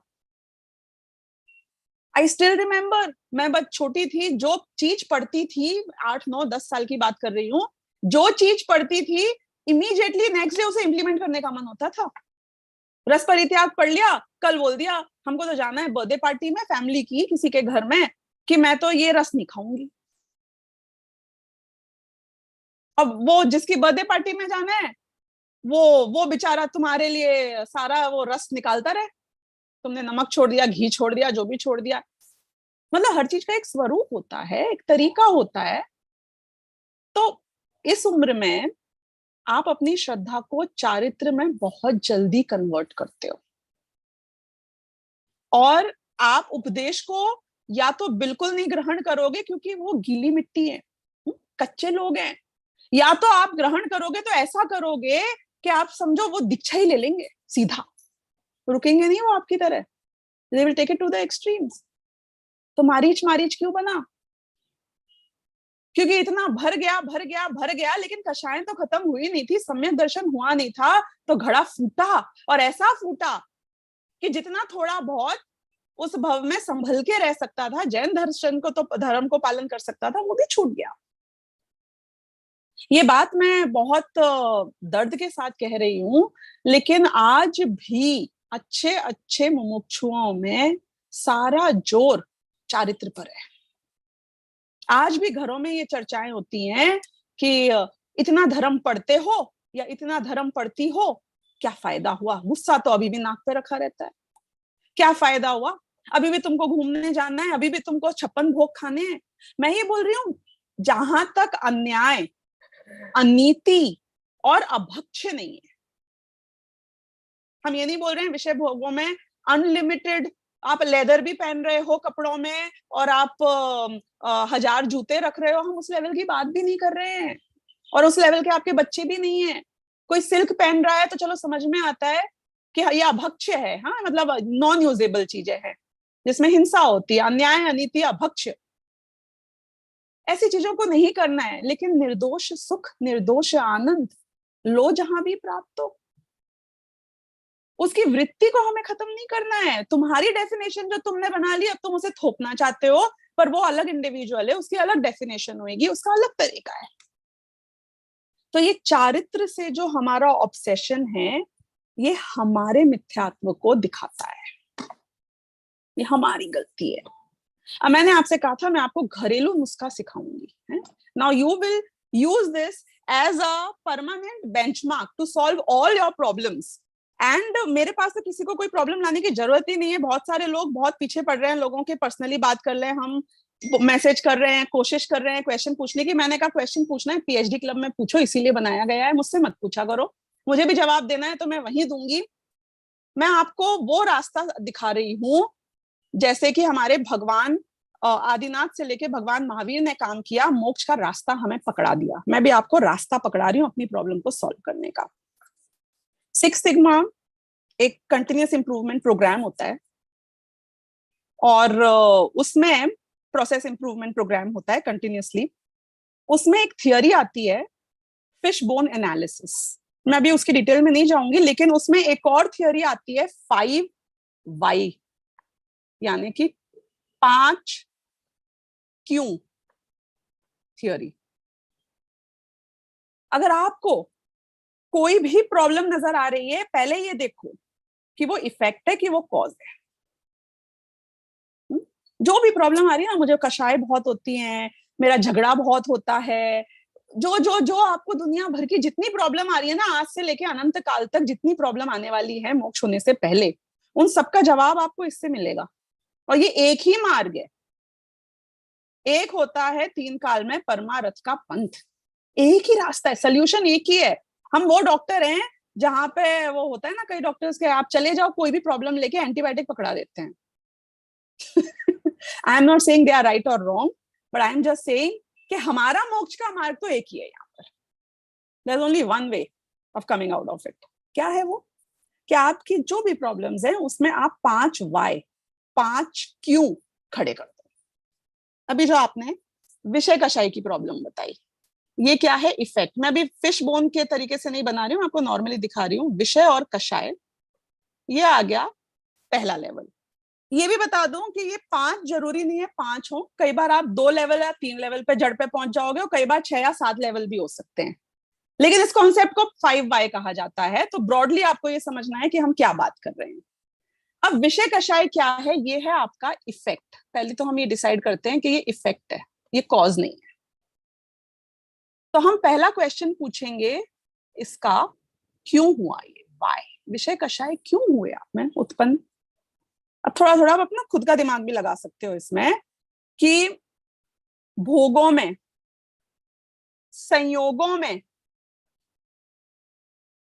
और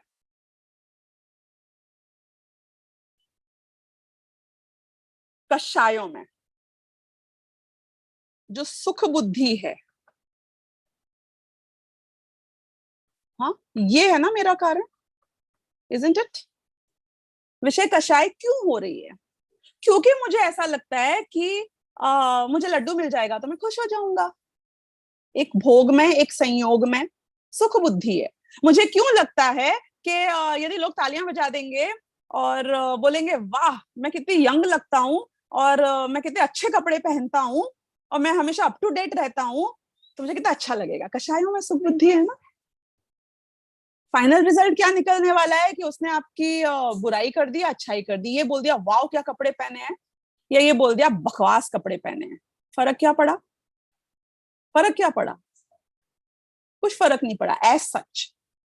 लेकिन हमें क्यों फर्क पड़ रहा है? क्योंकि हमारी उस मान कषाय की पूर्ति में सुख बुद्धि है, राइट? तो हर विषय कषाय की रियल कॉज, रियल रीजन कि वो क्यों हो रहा है। अब ना यहाँ पे मैं घटा नहीं रही हूँ, आप गिन लेना जितने गिनने अपने प्रॉब्लम्स और तरीके। मुझे बहुत गुस्सा आ जाता है। क्यों गुस्सा आता है? क्योंकि ये बदल जाना चाहिए। क्यों बदल जाना चाहिए? क्योंकि तेरी संयोग में सुख बुद्धि है। अब यहीं पे मैं एक बात घटा के बोलती हूँ आपसे। अगर आपके बच्चे आपकी बात मान लेते हैं, चलो आपने उन्हें कन्विंस कर दिया और वो कन्विंस हो जाते हैं, तो आप सुखी हो जाओगे ना, आपकी सारी प्रॉब्लम सॉल्व हो जाएगी ना लाइफ की, है? अब तो आपका मोक्ष हो गया ना, अब कोई प्रॉब्लम वापस नहीं होएगी ना। ये 3 प्रॉब्लम सॉल्व हो गई आपकी। फोमो नहीं है बच्चों में, मटेरियलिज्म नहीं है, और क्या था, लेटेस्ट फैशन ट्रेंड के पीछे भाग नहीं रहे हैं। मान गए वो आपकी बात, सुधर गए, तो आप हो गए ना सुखी। बताओ मुझे, हो गए? प्रॉब्लम सॉल्व है सारी दुनिया की? नहीं हुआ। अभी भी मैं नई प्रॉब्लम खोजूंगा ना। क्यों? क्योंकि मेरे दिमाग में प्रॉब्लम क्रिएट करने की शक्ति है। सीईओ पता है कौन होता है कंपनी का?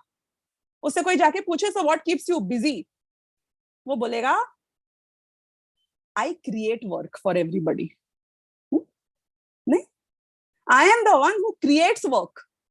मैं फालतू नहीं रहता हूं। अगर मैं फालतू हूं तो मैं खुद के लिए और पूरी दुनिया के लिए नया काम बनाता हूं। आप भी वैसे ही भोगों के और संयोगों के और कषायों के सीईओ। हम प्रॉब्लम के खजाने हैं, खदान है। प्रॉब्लम एक आध सॉल्व होने से हमारा पेट नहीं भरता है। एक प्रॉब्लम सॉल्व होती है, वहीं 4 नई प्रॉब्लम खड़ी कर देते हैं। अरे वो प्रॉब्लम का सोल्यूशन ही हमारी प्रॉब्लम बन जाता है 90% टाइम्स। तो जैसे कि मैंने बताया कि बच्चा मान गया लेटेस्ट फैशन ट्रेंड नहीं पहनूंगा, उसने डिसाइड कर लिया मैं सिर्फ व्हाइट कपड़े पहनूंगा, मैं शादी में भी जाऊंगा व्हाइट कपड़े पहनूंगा, मैं कॉटन कुर्ता ही पहनूंगा। बोलो मर गए आप। मेरे बेटे की अब शादी नहीं हो रही है, दूसरी प्रॉब्लम आ गई। अब आप अगले बार क्वेश्चन करोगे, हमारे बच्चों में इतने धर्म के संस्कार हम दे देते हैं तो हमारे बच्चे इतने ज्यादा धर्म में डूब जाते हैं कि वो नॉर्मल लाइफ में भी जीना भूल जाते हैं, सोशलेबल नहीं रह गए हैं, लोगों से उठने बैठने लायक नहीं रह गए हैं, हंसने खेलने लायक नहीं रह गए हैं, उनकी शादियां नहीं हो रही हैं, वो बिजनेस में इंटरेस्ट नहीं ले रहे हैं, पिताजी का बिजनेस ठप्प कर दिया है, नौकरी नहीं करना चाहते हैं, परिग्रह परिमाण व्रत ले लिया है। कितनी सारी प्रॉब्लम्स हो जाएंगी आपको। एक प्रॉब्लम से दूसरी प्रॉब्लम से तीसरी प्रॉब्लम से चौथी प्रॉब्लम तक प्रॉब्लम खत्म नहीं होंगी। तो क्या है, कहाँ वार करना है। पहला क्यों, चाहे बच्चे की विषय कषाय की भोगों की प्रॉब्लम हो और चाहे हमारी, सॉल्यूशन एक ही है। क्या, कि तेरी भोगों में, संयोगों में, कषायों में सुख बुद्धि है, यानी तो उसमें सुख मानता है। अब आप पूछोगे कि भाई, आप again ask me, this is question number 1, this is question number 2, why, क्यों है मुझे भोगों में सुख बुद्धि। हाँ क्यों, उसका कारण कौन है। India wants to know. खड़ा करो उसको आप सामने कटघरे में, उससे निपट लेंगे आप। आए तो सामने, किसने बिगाड़ा ये। तो बहुत सिंपल सा आंसर है। Any guesses again. ठीक है, मैं ये बता देती हूँ, इंद्रियों में एकत्व बुद्धि है। जब तक इंद्रियों में एकत्व बुद्धि रहेगी, समझ में आया आपको, इंद्रियों में एकत्व बुद्धि किसे कहते हैं। अगर ये सब टर्मिनोलॉजी समझ में नहीं आ रही है ना, तो परमागम ऑनर्स कोर्स ज्वाइन करना। 5 साल एक एक सिद्धांत को डिटेल में समझना, फिर आपको ये सारी भाषा समझ में आ जाएगी। क्योंकि हम बड़े बड़े लेवल की प्रॉब्लम सॉल्व कर रहे हैं और आप बोलोगे पहले ABCD सिखाओ, तो नहीं हो सकता है काम। तो क्या है, इंद्रियों में एकत्व बुद्धि। जब तक मैं इंद्रियों को ये ही मेरा अस्तित्व है, ये शरीर ही मैं हूं मानूंगा, तब तक शरीर की संतुष्टि जिन चीजों से होगी उनमें सुख बुद्धि कैसे चली जाएगी। Logically is it ever possible. इंद्रियों में एकत्व बुद्धि मतलब शरीर में एकत्व बुद्धि। 5 इंद्रियों से बना हुआ ही तो शरीर है। अपने अल्प ज्ञान में एकत्व बुद्धि, अपनी पर्याय में एकत्व बुद्धि। एक समय की संतुष्टि के लिए आपको लगता है कि मैं अनंत काल के लिए सुखी हो जाऊंगा एक समय की संतुष्टि से, वो तो पॉसिबल ही नहीं है। What problem are you solving and how long will that solution last. एक आदमी अपने घुटनों का ऑपरेशन करा लेता है, एज क्या है, 60 साल। How long will the solution last. वो बोलेगा अरे ये घुटना अब लोहे का है, 50 साल भी कुछ नहीं होएगा। भाई बट मैं तो लास्ट नहीं करूंगा ना 50 साल। वो हो सकता है वो घुटना 2 साल में है और 5 साल में और 10 साल में मेरी लाइफ के साथ भी तो खत्म हो जाएगा। एक्सीडेंट हो गया, आदमी के पैर कट गए, मतलब आई am just telling you how long will the problem, the solution of the problem last. आप जो सोल्यूशंस क्रिएट कर रहे हैं कषायों को कम करने के, इस भव के, वो कब तक टिकेंगे। कब तक उनका लाइफ क्या है, लाइफ स्पैन क्या है, शेल्फ लाइफ क्या है। इस भव के बाद तो आपकी मेमोरी रीसेट हो जाएगी, हार्ड रीसेट हो जाएगी, अगले भव में कुछ याद नहीं रहना है और इंद्रियों में एकत्व बुद्धि कंटिन्यू होगी। और अगर इंद्रियों में एकत्व बुद्धि है तो आप जिस न्यू सिनेरियो में पहुंच जाते हो वहां पे अलग टाइप के विषय भोगों में आप वापस बिजी हो जाओगे। लेकिन वो मंद कषाय का क्या हुआ, वो तो पर्याय पर्याय में बदल जाती है ना, वो कंटिन्यू नहीं करती है। There is no rule saying that. Raja Shrenik तो बहुत मंद कषाय थे, चायक सम्यक दृष्टि, नरक में क्या मंद कषाय से जिएंगे। वो वहां महात्मा गांधी बन के बैठेंगे कि दूसरा गाल भी कर देता हूं, आगे थप्पड़ मार लो, कि वो भी लड़ाई करेंगे। बताओ आप मुझे, नरक में राजा श्रेणिक अभी तीव्र कषाय में जी रहे हैं कि मंद कषाय में जी रहे हैं। अप्रत्याख्यानावरण की तीव्र होगी वो अलग बात है, तीव्र कषाय में जी रहे हैं, वो भी नारकियों की तरह लड़ते होंगे, काटते होंगे, जलाते होंगे, सब कुछ करते होंगे। वहां थोड़ी ध्यान लगा के बैठ जाएंगे, क्योंकि वो पर्याय का सत्य है। उस पर्याय में तीव्र कषाय है तो तीव्र ही रहेगी, मंद कैसे हो जाएगी? वो ठीक है, अंतिम 6 महीने में अलग भाव रहता है और वो सब, वो एक्सेप्शंस की मैं चर्चा नहीं कर रही हूँ अभी, लेकिन मेन बात बता रही हूँ। सम्यक दृष्टि यदि पुलिसमैन है तो क्या करेगा? क्या लगता है आपको? चोरों को बोलेगा देखो आओ बैठो, मैं तुम्हें 1 घंटे का प्रवचन सुनाता हूँ, क्योंकि मैं हिंसा में बिलीव नहीं करता हूँ। सम्यक दृष्टि राजा तो होते ही थे सारे के सारे, तो फांसी की सजा देते थे कि नहीं देते थे किसी को? लड़ाई लड़ने जाते थे तो जो काम करना होता था वो करते थे कि नहीं करते थे? और बिना कषाय की तीव्रता से लड़ाई लड़ लेंगे। तो मैं सिर्फ आपको ये बताने की कोशिश कर रही हूँ कि ये मंद कषाय की शेल्फ लाइफ बहुत शॉर्ट है, और ये तीव्र कषाय की शेल्फ लाइफ भी बहुत शॉर्ट है। और ये किसके ऊपर बेस्ड है? ये तो नई पैदा हो जाएगी भाई। ये कषाय जो मंद हो गई है ये फिर तीव्र हो जाएगी। गोमट सार में एक व्याख्यान आता है, और वो पढ़ के मेरे तो पैर के नीचे की जमीन हिल गई थी। उसमें लिखा था कि एक बार, अंतर का प्रकरण था, अंतर यानी कि कितना गैप हो सकता है। उसमें आया एक बार यदि कोई जीव शुक्ल लेश्या में आ जाए और फिर वहां से भ्रष्ट हो, वहां से गिरे, तो वो वापस शुक्ल लेश्या में आएगा, उसके बीच में मैक्सिमम कितना गैप हो सकता है? आप समझ रहे हो ना? शुक्ल लेश्या किसे कहते हैं? हम में से किसी की शुक्ल लेश्या नहीं है, let me tell you that. किसी की भी नहीं है। ऑल पंडित जियों को मिला लो, सम्यक दृष्टियों को मिला लो, शुक्ल लेश्या अनदर लेवल की महामंदतम कषाय होती है भाई। महामंदतम कषाय। ऐसी शुक्ल लेश्या तक जो जीव पहुंच गया है हमारी दृष्टि में, तो हम उसके चरण छू लें, साक्षात धर्मात्मा वही है। ऐसी शुक्ल लेश्या में अभव्य भी पहुंचता है, ऐसी शुक्ल लेश्या में दूरानुदूर भव्य भी पहुंचते हैं। ये शुक्ल लेश्या इज अ पार्ट ऑफ पंच परावर्तन। ऐसी शुक्ल लेश्या में हम अनंतों बार, जितने परावर्तन किए उतनी बार पहुंच चुके हैं। चलो पहुंच गए तो उसके बाद में तो मेरा ब्राइट फ्यूचर है ना, कि नहीं, एक बार शुक्ल लेश्या से गिरे तो असंख्यात परावर्तन हो सकते हैं, जिसके बाद वो वापस उस शुक्ल लेश्या में आएगा। असंख्यात काल, असंख्यात सागर, मतलब you can't imagine the amount of time that we are talking about. वापस शुक्ल लेश्या में आने से पहले इतना बड़ा काल बताया है, उसमें इतना बड़ा काल स्पेसिफाई किया है कि मैं डर गई, मैं सच्ची में डर गई। हम तो इसी में कितना प्राइड लेते हैं कि भाई मेरी कितनी मंद कषाय है, मुझसे मेरे अलावा और कौन मुक जाएगा, I am on the right path, मेरी ही सुलटने वाली है, इसीलिए तो मेरे मन में इतने अच्छे भाव आते हैं। चींटी नहीं मरती मुझसे, देखा आपने? क्या क्या गर्व है मुझे, क्या घमंड है इस बात का। अरे चींटी मरने की बात कर रहे हो, जिससे आम नहीं तोड़ा जाता, पेड़ से पका हुआ आम नहीं तोड़ा जाता। जिस आदमी से सिर्फ टूटे हुए आम खाता हो, उसकी आप भूखा मर जाए पर टूटे हुए आम खाएगा, तोड़ेगा नहीं जाके, वेट करेगा। इमेजिन कर सकते हो शुक्ल लेश्या को, क्या क्या अमाउंट ऑफ मंद कषाय हो गई है उसकी। शेल्फ लाइफ क्या है? शेल्फ लाइफ क्या है उस मंद कषाय की, उस शुक्ल लेश्या की? कौन सा जग जीत लोगे तुम?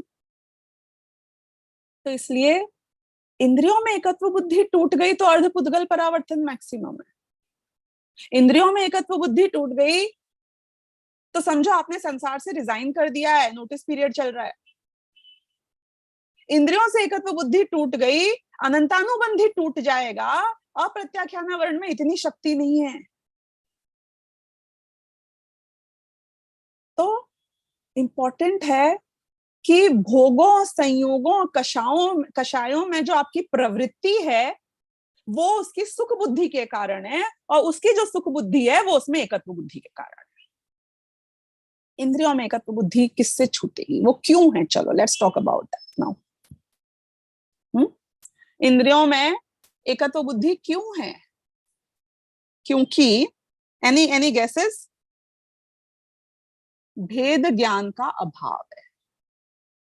सॉरी, यहाँ पे वो अच्छे से नहीं आ रहा है, क्या बोला मैंने? भेद ज्ञान का अभाव है। ये थर्ड वाई हो गया आपका। लिखूं वाई कि समझ जाओगे अब आप?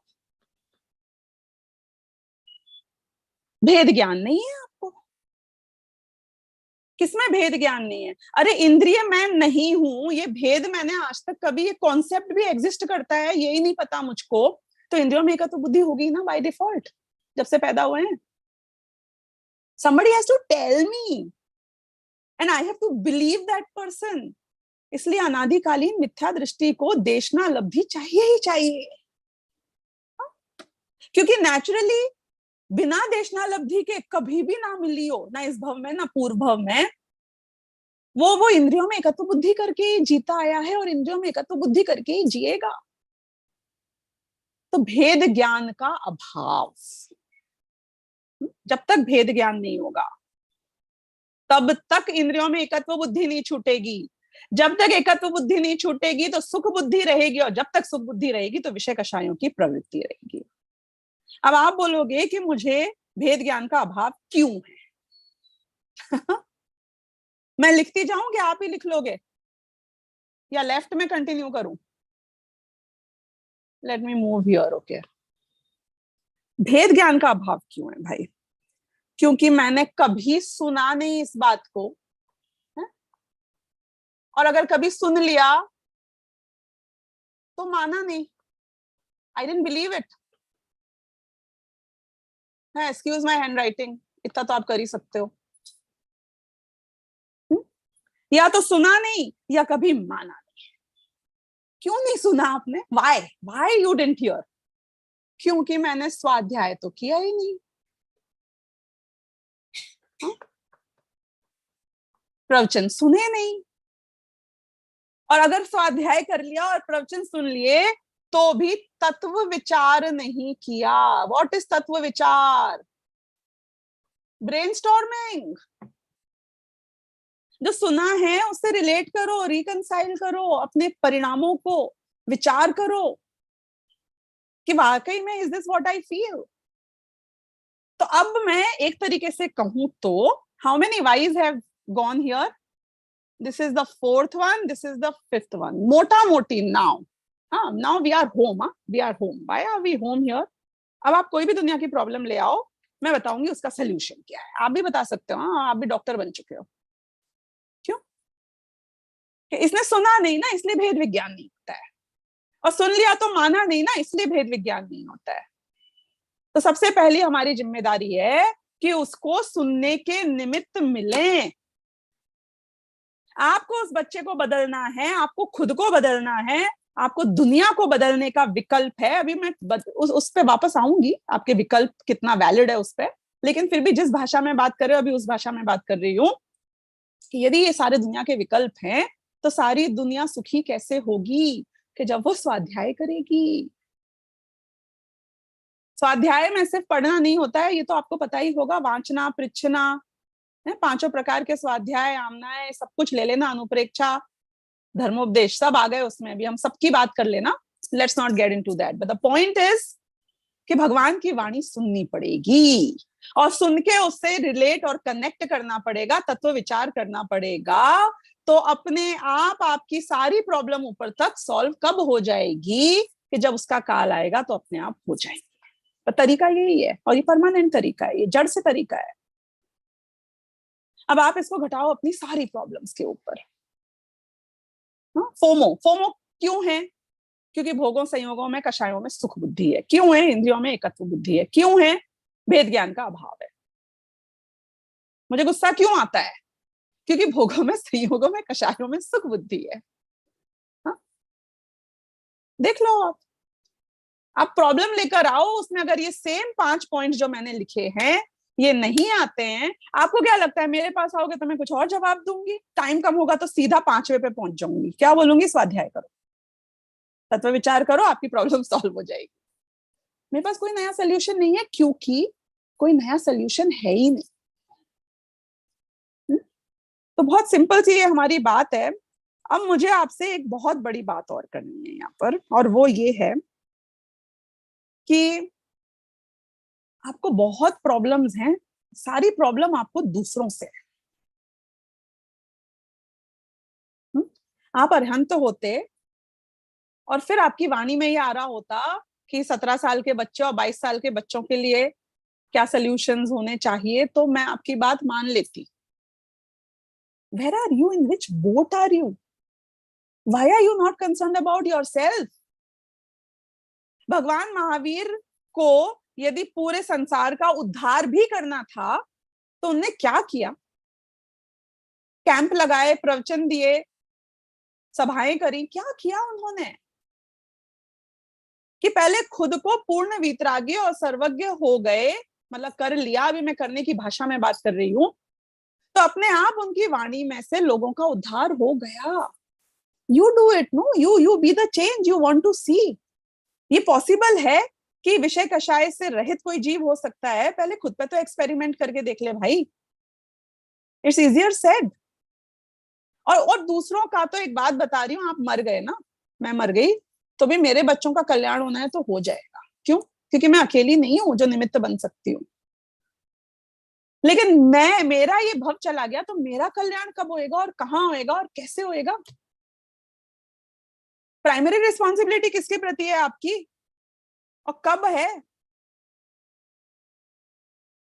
वो करना है कि नहीं करना है हमको? सारे क्वेश्चंस में सबको ये जानना है, इसको कैसे सुधारूं, उसको कैसे बदलूं, परिवार में सबको सही कैसे करूं, पड़ोसी को कैसे सही करूं, देश को, समाज को कैसे सही करूं। ये प्रश्न तो आपके थॉट प्रोसेस में ही नहीं आ रहा है कि मुझे खुद को जो ये प्रवृत्ति है ये कैसे सॉल्व हो। और एक बात बताना, हो सकता है कि आप दिन में 6 घंटा स्वाध्याय कर लो और आपका बच्चा दिन में 10 मिनट भी नहीं करता हो, लेकिन वो आपको क्या करते हुए देख रहा है, वो आपसे क्या सीख रहा है, बताओ मुझे। आपने एक शब्द नहीं बोला ना कि बेटा स्वाध्याय करो, तो भी वो सीख रहा है, वो आपको देख रहा है। जिस तरीके से आप बात करते हो आपके बच्चे उसी तरीके से बात करते हैं, जैसे आप रिएक्ट करते हो ultimately they start reacting in the same fashion.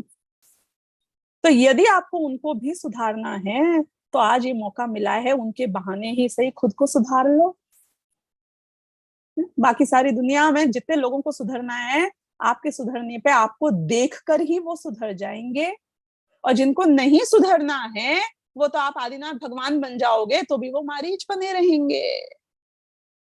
Why waste time on everybody?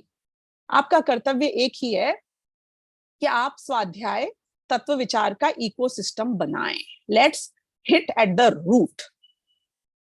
आप नदी बहाओ और बाकी सारे कार्य अपने काल से हो जाएंगे।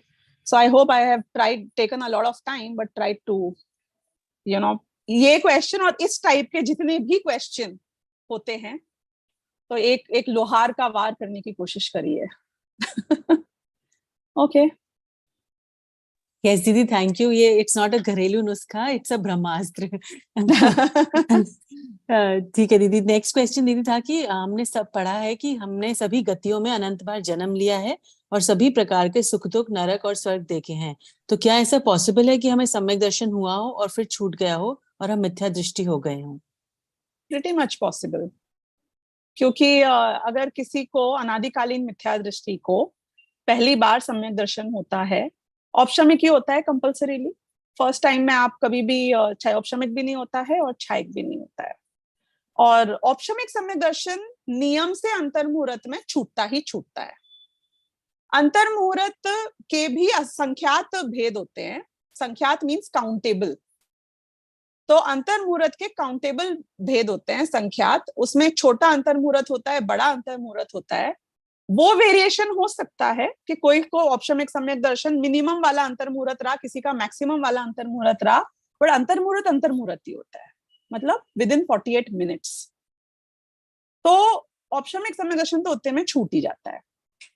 अब कुछ जीव हैं जिनका वो मिथ्यात्व में चला जाए, कुछ जीव हैं जिनका सम्यक मिथ्यात्व में चला जाए, कुछ जीव हैं जिनका सासादन में चला जाए, और कुछ जीव हैं जिनका छायोपशमिक सम्यक दर्शन हो जाए। क्योंकि छायोपशमिक सम्यक दर्शन वाले जीवों का अंतर्मुहूर्त कम 66 सागर तक भी, मतलब इन अ स्ट्रेट गैप 33 सागर, बीच में अंतर्मुहूर्त उसमें गैप आ जाए तो वापस 33 सागर, ऐसे साधिक 66 सागर तक छायोपशमिक सम्यक दर्शन कंटिन्यू हो सकता है। और क्षयोपशमिक सम्यक दर्शन में चलमल अगाड़ दोष होते हैं। ना all this might sound very technical to you, still आप लोग को 5 साल फिर आप पूरा पढ़ना चाहिए, गुणस्थान विवेचन समझना चाहिए to get to the details of everything, but I can still tell you an overview कि क्षयोपशमिक सम्यक दर्शन लंबे टाइम तक चलता है। क्षयिक सम्यक दर्शन जिन जीवों को हो जाता है वो डेफिनेटली अब बहुत जल्दी मुक्त होने ही वाले हैं, अब वो अनंत काल तक नहीं रहेंगे, तीसरे भव तक समझो, मान लो आप, अब their days are numbered, definitely numbered.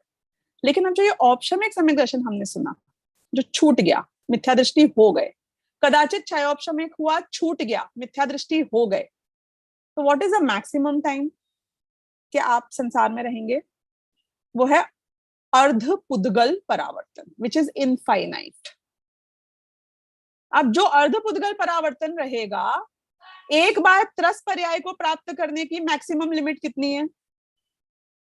यदि आप निगोद से निकलते हैं और त्रस पर्याय को धारण करते हैं तो मैक्सिमम आप कितने टाइम रह सकते हैं त्रस पर्याय में? त्रस पर्याय बोल रही हूँ, पंचेंद्रिय और संगी पंचेंद्रिय नहीं बोल रही, 2 इंद्रिय 3 इंद्रिय की मिलाकर भी सारी आप गिनो तो आप मैक्सिमम साधिक सागर 2000 सागर इतना ही वहां से निकल सकते हो। अर्धपुद्गल परावर्तन में कितने साधिक 2000 सागर आए, यदि आई हैव टू जस्ट, वैसे तो निकलते हो तो पूरा मैक्सिमम यूटिलाइज नहीं करते हो, जैसे कि मैक्सिमम आप ये लाइफ कितना जी लोगे, ये मनुष्य की लाइफ कि मैं 100 साल जी लूंगा, कितने लोग 100 साल जीते हैं?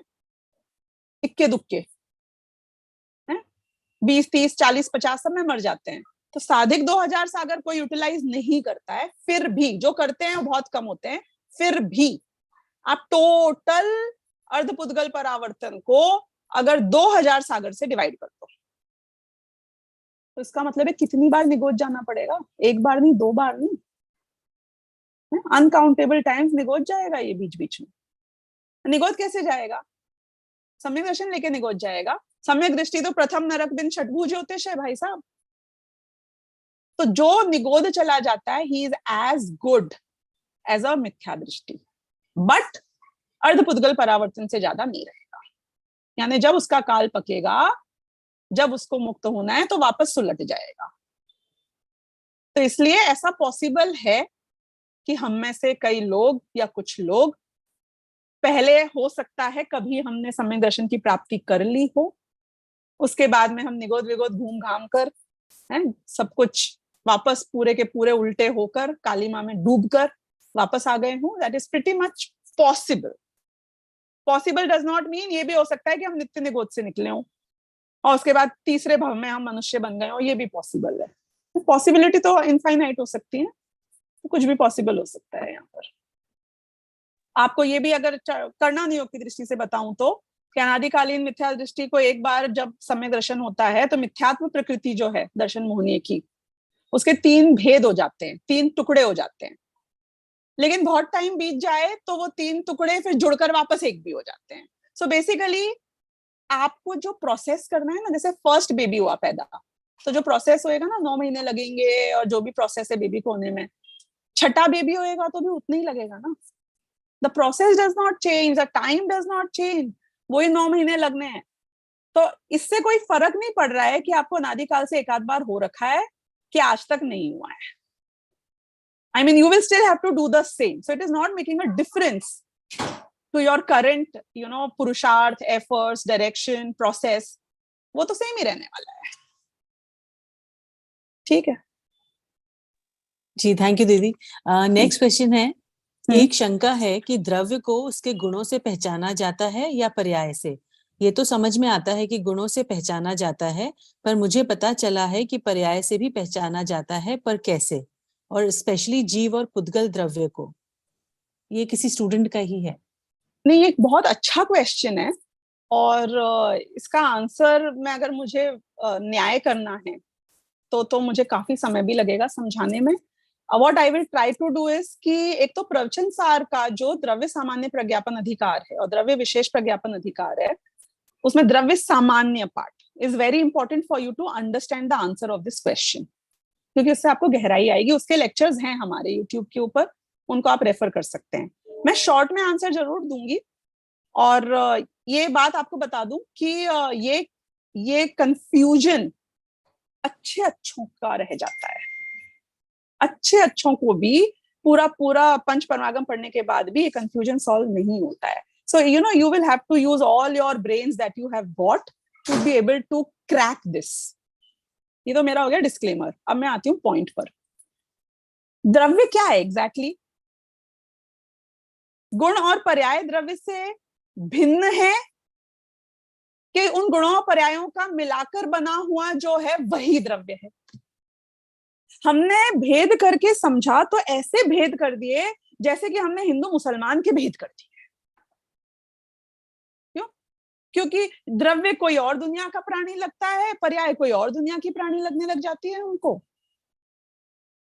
पर्याय क्या है? अब आप जीव और पुद्गल के सेंस में बोल रहे हो ना, तो मैं पुद्गल से स्टार्ट करती हूँ। क्यों? क्योंकि इंद्रिय ज्ञान वालों को पुद्गल जल्दी समझ में आता है कि सोना है, कोई भी चीज ले लो जो आपको पसंद आए, तो वो है द्रव्य समझो मानने के लिए। हाँ, सोना को अभी हमने पुद्गल को द्रव्य नहीं बनाया है, सोने को द्रव्य बना दिया है। उसका गुण क्या है? सुनना, गुण है कलर। कलर। और पर्याय क्या है कलर की? पीली। अब आप मुझे बताओ कि क्या मैं पीलेपन के अलावा सोने को देख सकती हूँ कि पीलापन ही दिखता है सोने में? What do you see? पीलापन ही दिखेगा ना। अग्नि में जो उसकी उष्णता आपको यूं यूं यूं फ्लेम दिख रही है, यूं यूं घूमती हुई और गर्म, ये उसकी पर्याय है कि नहीं है? पर्याय ही है। क्या दिख रही है? पर्याय ही दिखती है। पुद्गल द्रव्य का तो अनुमान लगाते हो आप। द्रव्य कैसे दिखेगा? द्रव्य पर्याय में ही है ना। मेरी उंगली है, ये सीधी और टेढ़ी है, ये है पर्याय। क्या सीधापन और टेढ़ापन है? ये पर्याय। क्या पोस्चर है? उंगली कोई ना कोई पोस्चर में ही दिखेगी ना, या सीधी दिखेगी या टेढ़ी दिखेगी। बिना सीधापन और टेढ़ापन के उंगली दिखेगी आपको? देख सकते हो पर दिखती तो पर्याय है। डिफरेंस है। हाँ? आप जनरलाइज करके कोई वृक्ष देखा है जो आम का नहीं हो, अमरूद का नहीं हो, नीम का नहीं हो? देख सकते हो। यू आर डिड्यूसिंग, आप अनुमान लगा रहे हो। आप पर्याय से द्रव्य को जान रहे हो कि ये भी वृक्ष है, ये भी वृक्ष है। क्यों? क्योंकि जो सामान्य होता है, जो द्रव्य है वो सामान्य है, वो विशेषों के बिना उसका इंडिपेंडेंट अस्तित्व नहीं है। स्वतंत्रता से कोई वृक्ष नहीं मिलेगा जो किसी का भी वृक्ष ना हो, ना आम, ना पीपल, ना नीम, ना जामुन, पर वृक्ष हो, ऐसा नहीं होता है। लेकिन आप अलग अलग वृक्षों में जो कॉमनैलिटी है वो देखकर उस द्रव्य को जान लेते हो। अब जीव पे आ जाते हैं। पुद्गल तो समझ में आ ही गया है। ज्ञान कैसा मिलेगा आपको? कोई ना कोई पर्याय में ही मिलेगा। या स्व को जान रहा है, या पर को जान रहा है, या पेड़ को जान रहा है, कि मोबाइल को जान रहा है, कि बुक को जान रहा है। ये ज्ञान जो है वो कोई ना कोई को जानता हुआ, यानी पर्याय में ही तो मिलेगा। बिना पर्याय के सिर्फ ज्ञान गुण या सिर्फ ज्ञानी द्रव्य, उस तक कैसे पहुंचोगे? और प्योर ज्ञान कभी नहीं मिलेगा। ज्ञान सामान्य रूप से कभी प्राप्त नहीं होता है दुनिया में। लेकिन डज नॉट मीन के ज्ञान सामान्य को जाना नहीं जा सकता है। डज नॉट मीन के वृक्षत्व को जाना नहीं जा सकता है। डज नॉट मीन के सोना को नहीं जाना जा सकता है। सारे होशियार आदमी पर्याय से द्रव्य को समझ लेते हैं, क्योंकि द्रव्य पर्याय से भिन्न है ही कहां। वो द्रव्य उस पर्याय में समा गया। अभी मैं आपकी बात करती हूँ कि शुभम आप जीव हो, वैसे तो आप अनादिकाल से अनंत काल का अस्तित्व है आपका, लेकिन आज के समय में आपकी शुभम गंगवाल पर्याय में पूरी शुभम आ गई है कि नहीं आई है? पूरा द्रव्य इस पर्याय में आ गया है कि नहीं आया है? कुछ पास्ट में छोड़ आए हो, कुछ फ्यूचर का अभी तक प्रकट नहीं हुआ है, कि जो हो आप 100% इसी पर्याय में हो आज की डेट में? You are totally contained. एक समय की पर्याय में पूरा द्रव्य आ जाता है, क्योंकि उस पर्याय के बिना उस द्रव्य का अस्तित्व अलग से है ही नहीं भाई। तो मैं जो बोल रही हूँ, जहां लोग गड़बड़ा जाते हैं, बहुत थिन लाइन है। हमें द्रव्य गुण पर्याय का भेद तो समझना है, लेकिन इस रूप में समझना है कि एक अखंड वस्तु है। ना बिना द्रव्य के पर्याय होती है, ना पर्याय के बिना द्रव्य होता है। गुणों के समूह को ही द्रव्य बोलते हैं। गुण द्रव्य में भरे हुए हैं, ऐसा द्रव्य नहीं है। तो ये जो स्ट्रक्चर है, द्रव्य की एनाटॉमी है, इसकी क्लैरिटी यदि दिमाग में एकदम अच्छे तरीके से आ जाती है तो ये वाले जो सारे क्वेश्चंस है ना, जहाँ पे हम पर्याय द्रव्य, वो शुद्ध पर्याय है कि नहीं है, पर्याय प्रवेश करती है कि नहीं करती है, समय सार भी नहीं समझ में आएगा जब तक ये एनाटॉमी नहीं समझ में आएगी। सारे दुनिया भर के क्वेश्चन इसीलिए खड़े होते हैं क्योंकि हम दिमाग में उसका एक अलग ही पिक्चर क्रिएट कर लेते हैं जब भेद करते हैं। तो वो हमें द्रव्य के पर्सपेक्टिव से चीज को समझना पड़ेगा। I hope I have answered. और नहीं समझ में आया है तो प्रवचन सार पढ़ो आप, द्रव्य सामान्य अधिकार, ज्ञेय तत्व प्रज्ञापन का, उसमें पूरी स्पष्टता है। ओके जी जी, thank you. Would you like to take another question और? I will try to be as brief as possible, maybe 2-3 ठीक है, minutes. Yeah. Okay. So next question is, भगवान की भक्ति आदि का शुभ राग ज्ञानी को भी आता है और उस राग में पुद्गल ही व्याप्त होता है, ऐसा कहा जाता है, परंतु ये बात बराबर नहीं लगती। बहुत बढ़िया। अब ना ये क्वेश्चन का, जैसे पहले वाले, इसके जस्ट पहले वाले क्वेश्चन का आंसर प्रवचन सार में है, इस वाले क्वेश्चन का पूरा आंसर समय सार में है। पूरा समय सार यही समझाने के लिए लिखा गया है। तो again the answer can go on and on and on, लेकिन ब्रीफ में एकदम। और प्रवचन का समय सार के भी प्रवचन यूट्यूब पे उपलब्ध हैं डिटेल में। अभी 4-5 दिन पहले ही जो प्रवचन आया था समय सार में, उसमें भी यही चर्चा आई थी। कर्ता कर्माधिकार में जो 112 से लेके 100 आप समझो 18 तक की गाथाएं हैं, उसमें मोटा मोटी यही पूरी चर्चा आ रही है। तो वहां आपको डिटेल में आंसर मिल जाएगा, लेकिन brief. Okay, so we'll go on the shortcut here. आप ये देखिए कि पानी यदि गर्म है तो वो गर्मी का कारण कौन है? वाई। हाँ, let's go to the Y. अब यहाँ पे 2 वाई हैं, let me tell you, matter of fact बता रही हूँ। 2 वाई हैं, क्या 2 कारण है। एक, पानी की योग्यता गर्म होने की है, ये भी कारण है। और एक, अग्नि का निमित्त के बिना कभी भी 3 काल में पानी गर्म नहीं हो सकता है, यानी कि वो उसका विभाव भाव है जो कि पर की अपेक्षा रखता है, निमित्त की अपेक्षा रखता है। ऐसा विभाव भाव है उष्णता। तो वो उष्णता के 2 माई बाप हैं, एक है पानी और एक है अग्नि। नाउ जैसे ज्ञान, ज्ञान के कितने माई बाप है? जीव में ज्ञान है, पानी में शीतलता है, उसके कितने माई बाप है? What is the cause, who is the कारण? सिर्फ एक आत्मा, जीव ही उसका कारण है, कोई परद्रव्य उसका कारण नहीं है। 2 नहीं है, एक ही है, सिंगल। लेकिन जो स्वभाव भाव होते हैं उनका द्रव्य खुद कारण होता है। जो विभाव भाव होते हैं उसमें हमेशा आपके 2 पेरेंट्स, मतलब 2 जन होंगे, राइट? पेरेंट्स होंगे 2 जन। अब हमने बात की उष्णता की।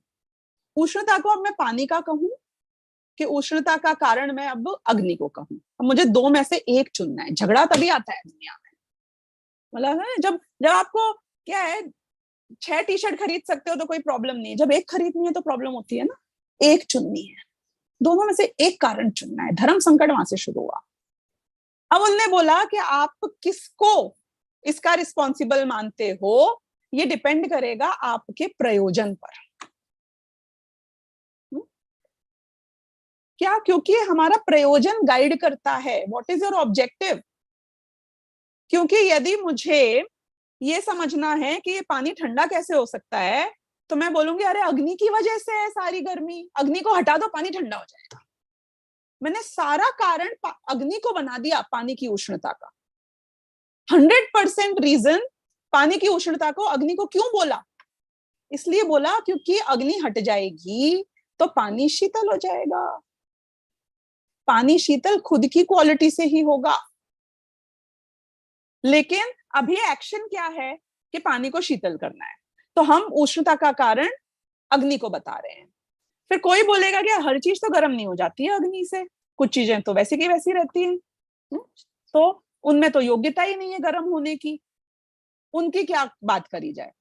तो इसका मतलब है योग्यता तो पानी में ही थी ना, गर्म होने की भी और शीतल होने की भी। हाँ, ये बात तो सही है, लेकिन अभी वो मेरा प्रयोजन उससे नहीं सुधर रहा है ना। अभी तो आपको क्या करना है, पानी को शीतल करना है।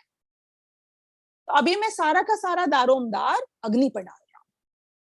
वरना क्वालिटी तो पानी की ही है। अगर पानी में क्वालिटी नहीं होती गर्म होने की तो वो कभी 3 काल में गर्म नहीं हो सकता था। तो जीव में राग है, तो वो राग का कारण कौन है? कि दोनों है कारण, जीव भी है क्योंकि जीव ही रागी हुआ है, उपादान कारण जीव है, निमित्त कारण आपके पुद्गल है। पुद्गल कर्म ले लो, जो भी लेना है, संयोग ले लो, एवरीथिंग ले लो। अभी राइट नाउ मेरा ऑब्जेक्टिव क्या है कि तुमको राग नष्ट करना है अपनी पर्याय से। तो मैंने पूरा का पूरा लैंग्वेज जो समय सार में आती है वो आती है कि भाई इस राग को पुद्गल करे तो करे, है तादात्म्य भाव से करे। तादात्म्य भाव से करे यानी कि व्याप्य व्यापक होके करे। मतलब I don't care how what is the connection between पुद्गल एंड राग, हाउ क्लोज इट इज और not. What I am concern about is कि ये मेरा स्वभाव तो नहीं है, तो मैंने इसको अपने घर से बाहर निकाल दिया है। मेरी कोई ओनरशिप नहीं है इस गर्मी की, मेरा अस्तित्व खतरे में नहीं है। अगर ये अग्नि, ये पानी गर्म है तो उष्णता है, तो मेरा अस्तित्व खतरे में है क्योंकि उष्णता है। तो अब ये हो गई एक व्याख्या जहां पे हमने राग को पुद्गल का क्यों कहा है। अब मैं आती हूँ दूसरी व्याख्या के ऊपर, अगेन वेरी शॉर्ट। अगर पंच परावर्तन का, उसके ऊपर लेक्चर्स भी हैं स्पेशली, आप उन्हें समझ सकते हैं। यदि आप पंच परावर्तन का पूरा स्ट्रक्चर देखते हो तो आप में जो राग हो रहे हैं that is the cycle of पुद्गल। पुद्गल की जो साइकिल कंटिन्यू होती है कॉज एंड इफेक्ट की, कॉज एंड इफेक्ट आपने जीव में देख लिया, पुद्गल में भी तो देखोगे। तो पुद्गल की जो दुनिया चल रही है, जो रिपीट मोड में चलती है, पुद्गल के जितने एक्शन होते हैं वो जीव के रिएक्शन पे भी डिपेंड करते हैं, क्योंकि जीव और पुद्गल दोनों में विभाव भाव होता है। ये जो विभाव भाव की बात की ना हमने, वो जैसे पानी उष्ण हो सकता है, जैसे अग्नि कभी ठंडी नहीं होती, उसमें कोई विभाव भाव नहीं है। धर्म अधर्म आकाश काल में कोई विभाव भाव नहीं है, लेकिन पानी गर्म होता है। जीव और पुद्गल दोनों विभाव रूप से परिणमित होते हैं। तो अब मैं यदि पुद्गल के विभाव की बात करूं तो वो जीव पर डिपेंडेंट है ना, वो जीव पर डिपेंडेंट है।